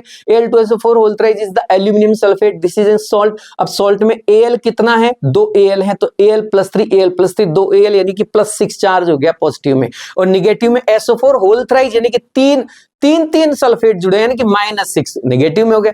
तो या तो +6 वाली या -6 वाली, कोई भी एक वैल्यू 6 ले लीजिए, 6 इसका वैलेंसी फैक्टर बन जाएगा। ऐसे वैलेंसी फैक्टर के बहुत सारे लॉजिक है, रूल है, सब आपने पढ़ रखे होंगे, उनको एक बार देख लेना। अब मैं आपको लेके चलता हूं इसका वैलेंसी फैक्टर H2SO4 है, नंबर ऑफ रिप्लेसेबल H कितनी है? 2, डिवाइड कर दिया 2 से, आपका आंसर आ गया सेकंड। मेरी बात समझ में आ रही? आगे बढ़ते हैं।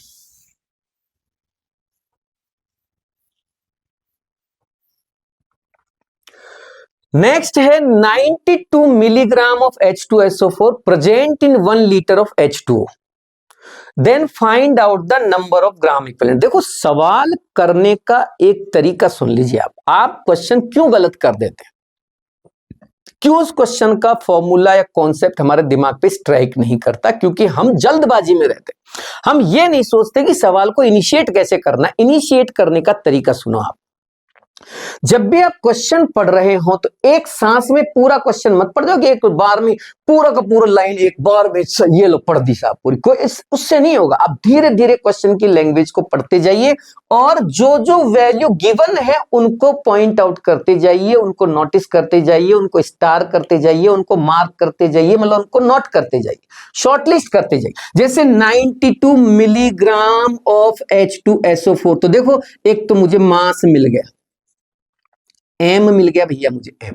दूसरा मुझे H2SO4 तो वैलेंसी फैक्टर मिल गया, H2SO4 का वैलेंसी फैक्टर। तीसरा मुझे मॉलिक्यूलर वेट मिल गया, H2SO4 का मॉलिक्यूलर वेट 98। इस तरह से मुझे 3 चीजें तो दिख गई। देखो यहाँ present in 1 litre of H2O, लो भाई मुझे वॉल्यूम मिल गया। जो जो चीजें दिखती जा रही है उनको शॉर्टलिस्ट करते जाओ।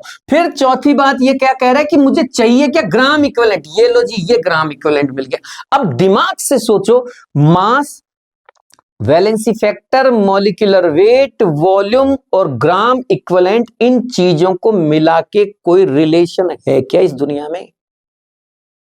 अरे इन सबको मिला के कोई रिलेशन है क्या इस दुनिया में? वो रिलेशन लेके आओ तब ये सवाल सही हो।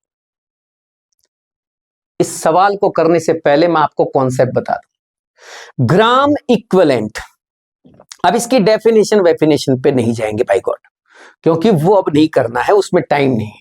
आपके पास बहुत कम टाइम है। मैं जल्दी जल्दी सिर्फ उन्हीं चीजों को लेके आया हूं जो आपके लिए जरूरी है। फालतू की चीजें अगर पढ़ानी होती तो फिर वो तो क्लास हो गई ना, वो कोई मतलब का नहीं है। मैं आपको, जो मेरा मकसद है, जो मेरा टारगेट है, वो ये है कि आप तक वो क्वेश्चन पहुंचा दिए जाए जो आपके लिए अब जरूरी है। साल भर बहुत कुछ पढ़ा है ना, क्या दिक्कत आ रही? बहुत कुछ पढ़ा है ना साल भर, उनको पढ़ो आराम से, मना नहीं है। अब इन पे फोकस ज्यादा करो, जो जरूरी है उन पे फोकस करो। मेरी गारंटी है, मैं गारंटी के साथ कहता हूं, आएगा, इन्हीं में से आएगा। मेरी गारंटी के साथ कहता हूं, इन्हीं में से आएगा। आप बस पढ़ते जाइए। Gram equivalent equals to N V. किसी सॉल्यूशन की नॉर्मलिटी और वॉल्यूम को मल्टीप्लाई कर देते हैं तो ग्राम इक्विवेलेंट निकल जाता है। मास अपॉन इक्विवेलेंटिक मास कर देते हैं तो ग्राम इक्विवेलेंट निकल जाता है। अब इक्विवेलेंटिक वेट जो होता है ना, उसका मतलब होता है किसी का भी मास अपॉन वैलेंसी फैक्टर। आपसे इक्विवेलेंटिक वेट के खूब सवाल पूछे गए हैं अभी तक, खूब पूछे जाते हैं और खूब पूछे जा सकते हैं, इस बार भी बहुत चांस है। मैंने कहा किसी का भी इक्विवेलेंटिक वेट निकालना है। जैसे किसी मॉलिक्यूल का इक्विवेलेंटिक वेट निकालना है तो उस मॉलिक्यूल का मास ऊपर और नीचे उस मॉलिक्यूल का वैलेंसी फैक्टर। किसी आयन का इक्विवेलेंटिक वेट निकालना है तो उस आयन का मास ऊपर और उस आयन का वैलेंसी फैक्टर नीचे। किसी एसिड का इक्विवेलेंटिक वेट निकालना है तो उस एसिड का मास ऊपर, मोलर मास ऊपर और वैलेंसी फैक्टर नीचे। किसी बेस का इक्विवेलेंटिक वेट निकालना है तो उस बेस का मास ऊपर और नीचे उसका वैलेंसी फैक्टर। कहने का मतलब समझ में आ रहा है क्या? जिसका भी किसी एटम का इक्विवेलेंटिक वेट निकालना है तो उस एटम का एटमिक मास ऊपर और वैलेंसी फैक्टर नीचे। मतलब क्या हुआ इसका? जिसका भी इक्विवेलेंटिक वेट निकलवाएगा उसी का मास तो ऊपर रखूंगा मैं। मॉलिक्यूल है तो molar mass, molecular mass, atom है तो एटमिक मास, आयन है तो आयनिक मास, जो भी है उसका मोलर मास ऊपर रखा जाएगा और उसका वैलेंसी फैक्टर नीचे रखा जाएगा। इक्विवेलेंटिक वेट का सवाल गलत नहीं होगा तुम्हारा। गलती कर देते हो आप। मैंने कहा, मान लीजिए मैं आपसे पूछता हूं, मान लीजिए कि CO2 में C का इक्विवेलेंटिक वेट बताइए। मैंने कहा what is the equivalent weight of C in CO2। अब गलती क्या करते हैं बच्चे? ऊपर CO2 का मास रख देते हैं। अरे काय को ऊपर CO2 का मास रख रहा है बे? तेरे को समझा रखा है ना, इक्विवेलेंटिक मास जिसका निकलवा रहा है उसी का ऊपर मास रखा जाएगा। अब C का इक्विवेलेंटिक वेट निकलवा रहा है तो C का मास ऊपर रखना, CO2 का क्यों रख रहा है भाई? ऊपर C का मास रख और नीचे C का वैलेंसी फैक्टर रख। इस कंपाउंड में C का वैलेंसी फैक्टर क्या है वो देख और रख यहां। मुझे मान लीजिए इक्विवेलेंटिक मास चाहिए S का, इक्विवेलेंटिक mass of S in SO2। तो क्या करोगे तुम? नहीं करोगे क्या तुम? ऊपर क्या रखोगे? ऊपर E निकालने के लिए मास ऑफ SO2 रखोगे क्या? अरे तो गलत ही होगा, 5 नंबर जाएंगे फिर तो। मुझे मास चाहिए ऊपर सल्फर का, क्योंकि सल्फर का इक्विवेलेंटिक मास निकलवा रहा है, और नीचे मुझे सल्फर की वैलेंसी फैक्टर चाहिए इसके अंदर, जो इसका ऑक्सीडेशन नंबर होगा। ये सल्फर का ही मास, सल्फर का ही वैलेंसी फैक्टर। समझ में आ रहा है मैं क्या कह रहा हूं आपसे?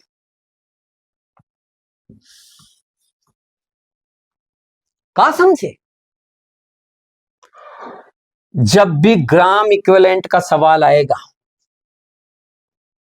चाहे कोई रिएक्शन दे रखी हो कि इतने कंपाउंड ने इतने कंपाउंड से रिएक्शन की और ये बनाया, यदि इसका मास इतना, इसका इक्विवेलेंटिक वेट इतना, तो बताओ इसका मास और इक्विवेलेंटिक वेट क्या होगा? या इसका मास इतना है तो इसका इक्विवेलेंटिक वेट क्या होगा? भैया ऐसे सवाल आएंगे वहां। समझ में आ रहा है? दिमाग में फिट कर लो बात को। अब फिट कर लो आप। ग्राम इक्विवेलेंट, NV, M और E, valency factor, number of moles जैसी टर्म्स किसी न्यूमेरिकल या सवाल या क्वेश्चन में दिख जाए तो इसके अलावा कोई और दिमाग नहीं लगाना है, इसी से होगा आपका काम। वो क्या करते हैं, सवाल में क्या करते हैं, कोई रिएक्शन दे देते हैं, ऐसे कोई भी रिएक्शन, मैं तो XYZ कोई भी कह रहा हूं, अब मैं कोई एक एक रिएक्शन को तो उठा के लाऊंगा नहीं यहां पे।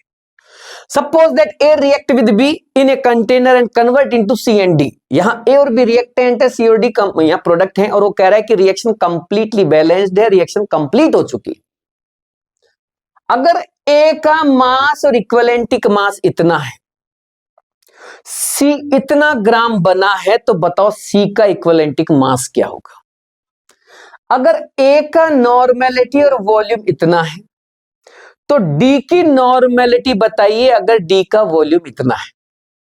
मतलब समझो मैं कॉन्सेप्ट समझाने की कोशिश कर रहा हूं, मैं न्यूमेरिकल की बात नहीं कर रहा। कॉन्सेप्ट समझ में आ गया तो एक कॉन्सेप्ट हजारों सैकड़ों हजारों सवाल करवा सकता है, लेकिन कई सवाल मिलके भी एक कॉन्सेप्ट को क्लियर नहीं कर सकते।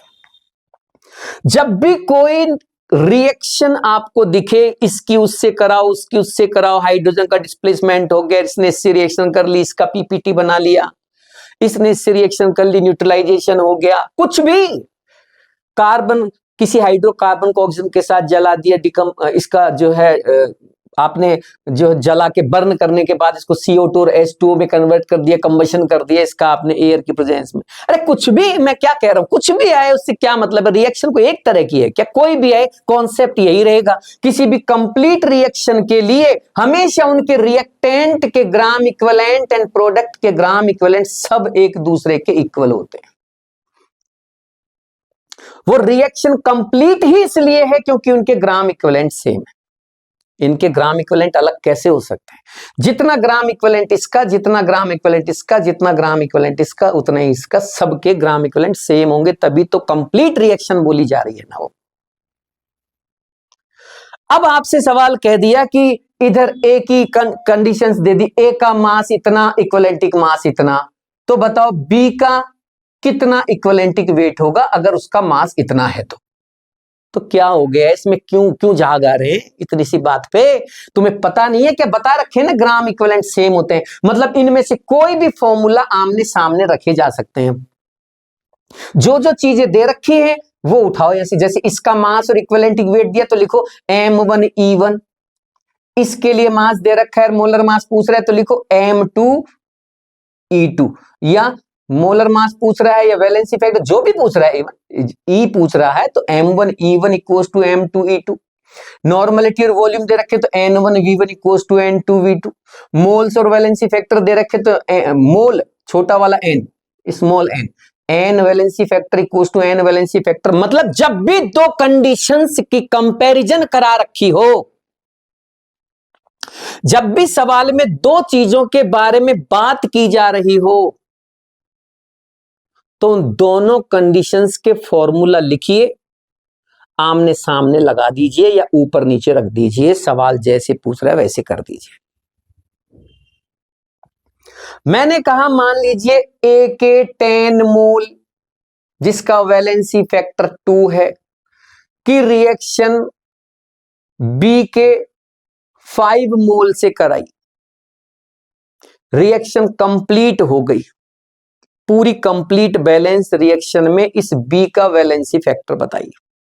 अब जरा सोचना क्या क्या दिया था उसने, इसके मोल और वैलेंसी फैक्टर दे रखे हैं, इसके मोल दे रखे हैं, वैलेंसी फैक्टर पूछ रहा है, या इसके वैलेंसी फैक्टर दे रखा है, इसके मोल पूछ रहा है, तो आप यही तो फॉर्मूला लगाओगे ना, अरे भाई number of mole into valency factor for A equals to number of mole into valency factor of B, यही तो करोगे। आपसे कहा जाए कि एक रिएक्शन है जिसमें ए का मास और ई इतना है, रिएक्शन में बी की इतनी नॉर्मल सॉल्यूशन का इस्तेमाल किया गया, बताओ बी का वॉल्यूम बताइए। तो इसका तो दे रहा है एम और ई, और इसका दे रहा है एन वी, तो M by E equals to N V कर लेना, आंसर लेना।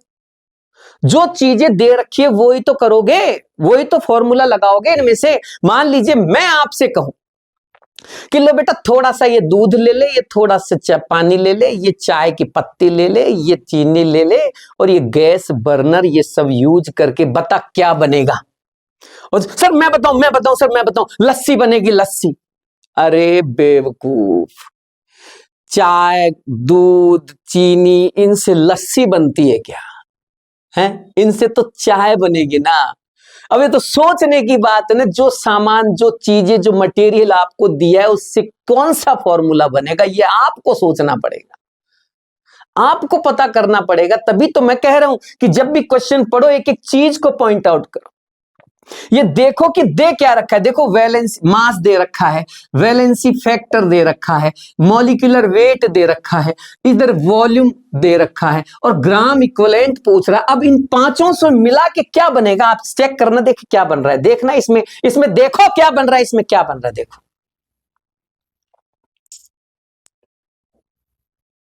अरे सर ये बन रहा है, ये तो उठा ला इसको, वहां लिया इसको। Gram equivalent equals to M by M W into valency factor. देख सारी चीज आ गई, देख ले सारी चीज आ गई। ग्राम इक्विवेलेंट आ गया, ये आ गया, इधर ये मास आ गया, ये आ गया, इधर ये वैलेंसी फैक्टर आ गया, ये आ गया, इधर ये मॉलिक्यूलर वेट आ गया, ये आ गया। सर वॉल्यूम नहीं है तो कोई जरूरत नहीं है, कोई आफत थोड़ी आ रही है, जो आ गए उनको यूज करना। सवाल क्या मांग रहे थे से, ग्राम इक्विवेलेंट मांग रहे, चीजें है ना सारी चीज, लगा फॉर्मूले में हो जाएगा तेरा काम। चलो लगाते, मैंने ऐसा ही किया।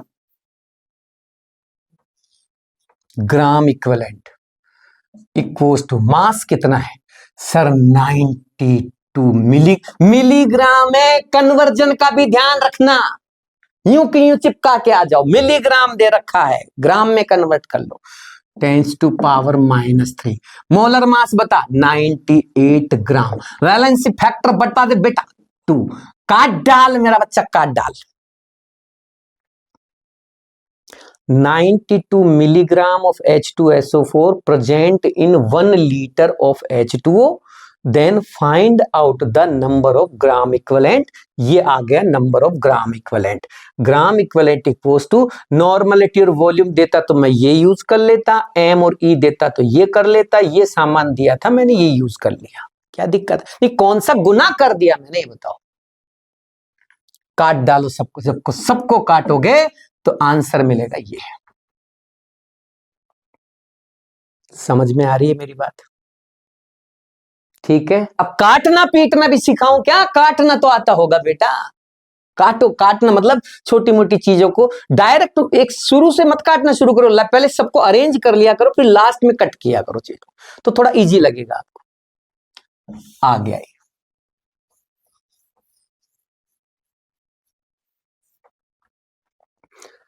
हटा देते हैं इसको, जगह खाली होगी जिससे थोड़ा सुंदर लगेगा।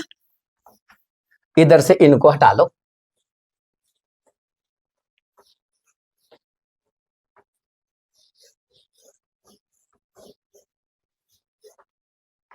आगे बढ़ो।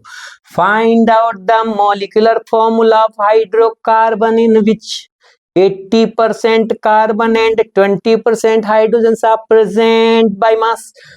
Vapor density of this hydrocarbon is 15. Oh my God! Molecular formula और एम्पेरिकल फॉर्मूला बनाने के कई बार सवाल आए, समझ में आ रहा है? मैं आपको जानकारी के लिए बता दूं कि नीट का सिलेबस कम किया गया है, कुछ चैप्टर्स कट गए हैं, कुछ क्या बहुत कुछ कट गया है। अब इसमें राजी होने की जरूरत नहीं है, खुश होने की जरूरत नहीं है। आप समझ नहीं पा रहे पॉलिसी को, चाल को। अरे कौन चैप्टर्स कम हुए हैं तो जो चैप्टर सब बच गए हैं ना उन पे लोड आएगा, उन पे ज्यादा लोड आएगा। समझ में आ रहा है? ये मत समझो कि कम हो गए, कम हो गए बहुत बड़ी अच्छी बात है, खुशी की बात है, लेकिन अब जो रिमेनिंग पार्ट ऑफ सिलेबस है उन पे लोड आएगा, उनको अच्छे से पढ़िए, क्योंकि क्वेश्चन तो पूछे तो जाएंगे ना, वो तो कम नहीं होने वाले ना, वो तो उतने ही पूछे जाएंगे जितने पहले पिछले साल पूछे गए थे। अब कुछ चैप्टर 5-7 चैप्टर कम हो गए हैं, तो उन 5-7 चैप्टर के जो क्वेश्चन आते थे उनका लोड अब बचे हुए चैप्टर्स पे आएगा कि नहीं आएगा? आएगा। अब देखो कैसे करना है मॉलिक्यूलर फॉर्मूला और एम्पिरिकल फॉर्मूला का सवाल। मैं एक सवाल से समझाता हूं। कभी भी मॉलिक्यूलर फॉर्मूला या एम्पिरिकल फॉर्मूला का सवाल आए तो 100% 3 चीजें वो तुम्हें देगा। 100%। सुन लो भैया कान खोल के, एक भी सवाल गलत नहीं होगा। अरे ढंग से समझ लिया था। 3 चीजें तुमको देगा, 3 तुम्हें निकालनी। हो गया सवाल। वापस सुनो, जब भी सवाल आएगा 3 चीजें तुम्हें देगा, 1 2 3। और गुरुजी नहीं दी तो 100% देगा। गारंटी ले रहा हूं बेटा, 100% देगा। ऐसे कैसे नहीं देगा? सवाल कैसे बनेगा वे? पहली चीज एलिमेंट देगा, या तो उसका नाम देगा, सिंबल देगा, जो भी देगा। जैसे इसने बोला कार्बन हाइड्रोजन, ऐसे 2 एलिमेंट 3 एलिमेंट देगा आपको, जिनसे वो फॉर्मूला बनवा रहा है। कई बार सी और एच नहीं देता है तो वो एक्स वाई बोल देता है, एक को एक्स एक को वाई, एक को जेड, या एक को एक्स एक को वाई। कभी पी क्यू बोल देता है, वो अगले की मर्जी है, लेकिन देगा। 2 एलिमेंट 3 एलिमेंट देगा। दूसरी चीज उनका परसेंटेज मास देगा, 100% देगा बाबूलाल, मैं कह रहा हूं ना। जैसे इसका 80%, इसका 20%, ऐसे देगा। देखो ये सवाल में है 2 चीज। तीसरी चीज इनका मास देगा, एटॉमिक मास।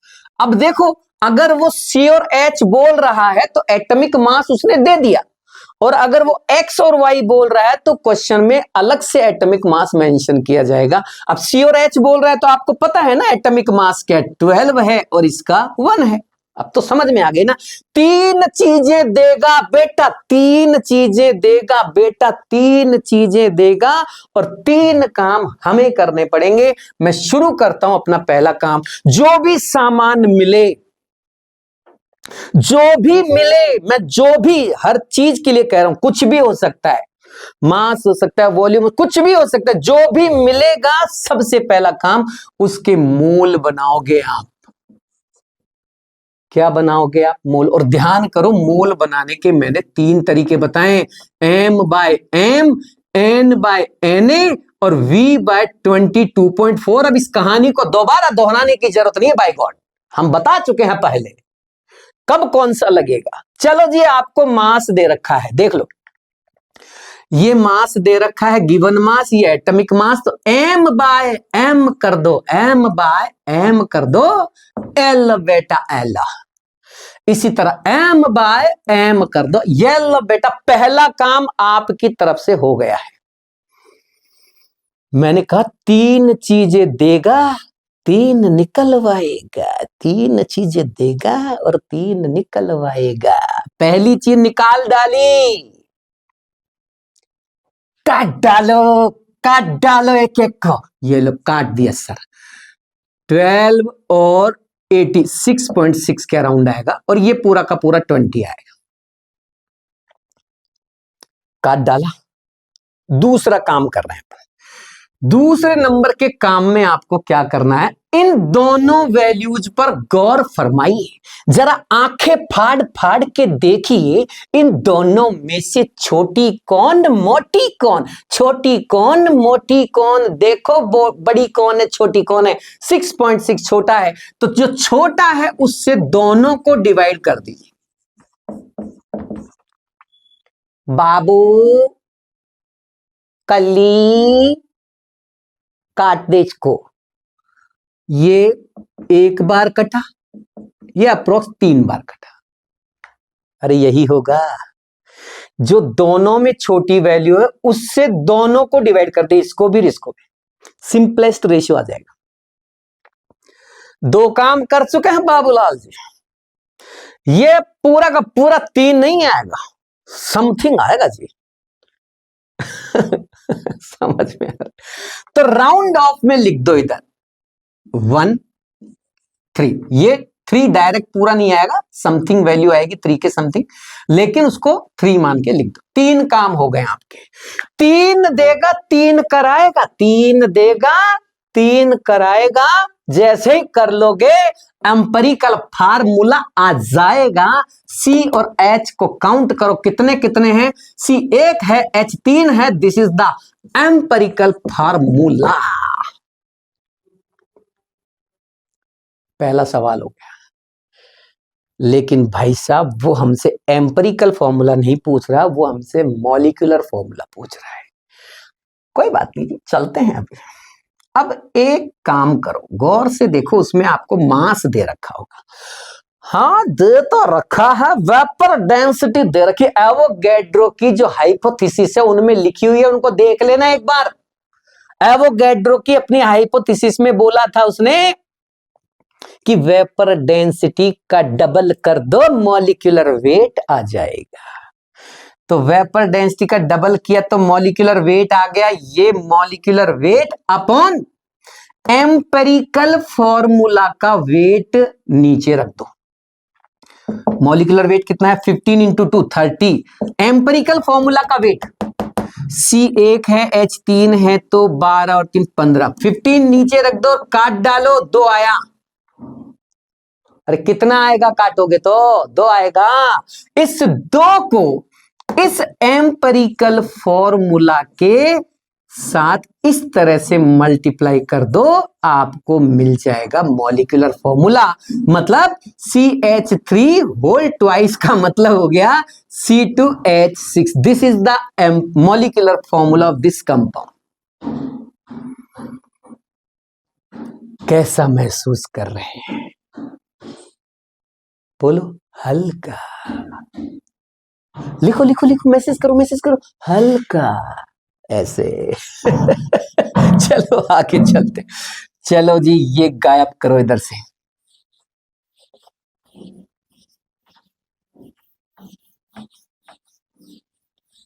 कोई सा भी कर लेना, मॉलिक्यूलर फॉर्मूला एम्पिरिकल फॉर्मूला का कोई सा भी सवाल कर लेना, गलत नहीं होगा।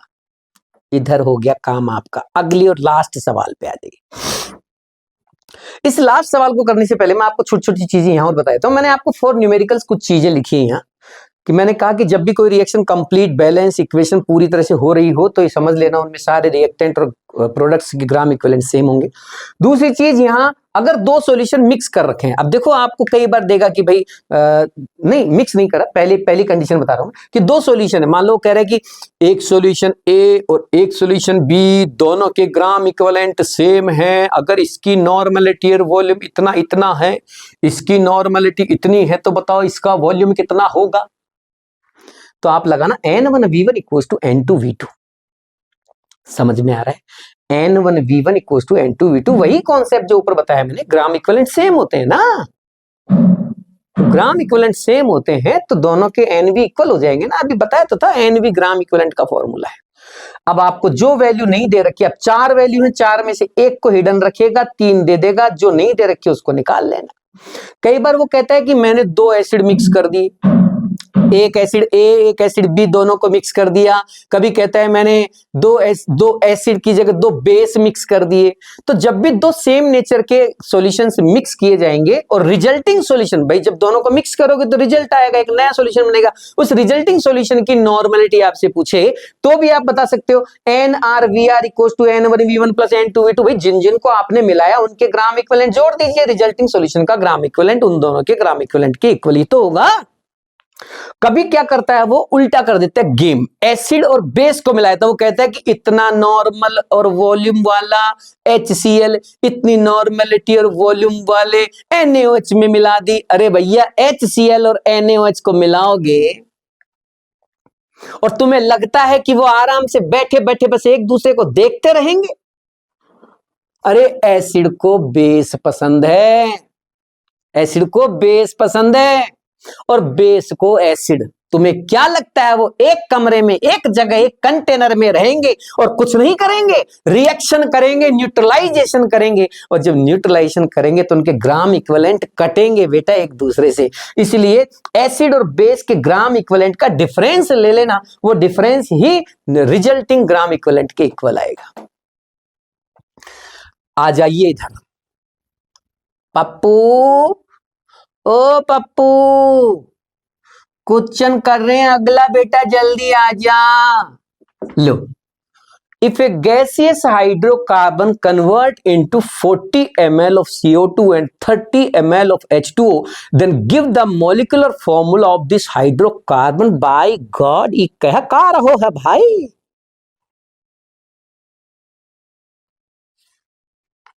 हाइड्रोकार्बन लिया है ना? हाँ, तो उसमें तो कार्बन और हाइड्रोजन होंगे। हाँ, ऑब्वियसली वही तो पूछ रहा है तुझसे बे। वो ये कह रहा है कि जब इसकी रिएक्शन कराई मैंने तो ये कन्वर्ट हो गया CO2 में और H2O में, जिसमें CO2 तो कह रहा है वो 40 ml है और H2O कह रहा है 30 ml। बाबूजी समझ लो इस बात को। अब मॉलिक्यूलर फॉर्मूला चाहिए उसको। वो कह रहा है कि CO2 40 ml बनी है, H2O 30 ml बनी है। बताओ CXHY का फॉर्मूला क्या है, रियल फॉर्मूला? सर आपने एक चीज बताई थी ना अभी पहले, थोड़ी दिन पहले। क्या बेटा, क्या बताई थी? आपने बताया था ना कि जब रिएक्शन होती है तो उस कंप्लीट रिएक्शन की स्टोइकियोमेट्री से हम मोल्स और वॉल्यूम्स को चेक कर सकते हैं। सही है, बिल्कुल ठीक है। तो जब मोल यानी वॉल्यूम का जो रेशियो होगा, अगर इसको और सिंपल रेशियो में कन्वर्ट करूं तो 4 और 3 आ जाएगा। तो जो रेशियो वॉल्यूम का होगा वही रेशियो उनके मोल का होगा। 100% बेटा, बिल्कुल होगा। 4 मोल CO2 और 3 मोल पानी। ले बेटा ले। तो इससे क्या करना चाहता है? अरे सर आप खुद सोचो, जब 4 मोल CO2 है तो इसका मतलब 4 मोल CO2 में 4 मोल C होगा, 4 मोल O2 होगी। 4 ग्राम एटम C के नहीं हो जाएंगे क्या? बात तो यार सही पकड़ता है रे, बिल्कुल होशियार हो गया बेटा। 4 ग्राम एटम यानी 4 मोल atom of C, 4 mole atom of C। तो इधर 6 मोल atom, 6 mole atom of H या 6 ग्राम एटम ऑफ H, कुछ भी कह दो।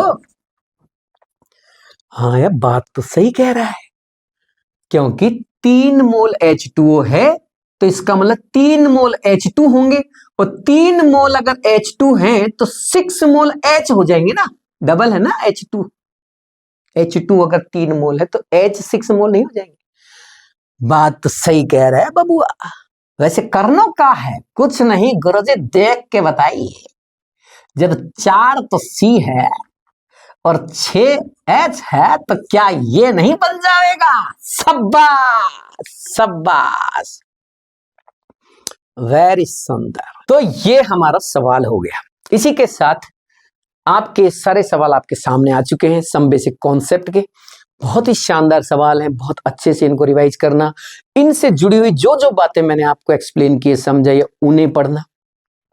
देखो क्वेश्चन का मतलब ये नहीं कि जो मैंने यहां लिख दिया आप उसका स्क्रीनशॉट ले लें और उनको करके चले जाएं। नहीं, मैं पूरी क्लास में जो जो बोला हूं, जो जो बात पे फोकस किया है, हर चीज को ईमानदारी से समझना और देखना, रिवाइज करना, और आप देखना आपको बहुत अच्छा रिजल्ट मिलने वाला है। आप चिंता ना करें।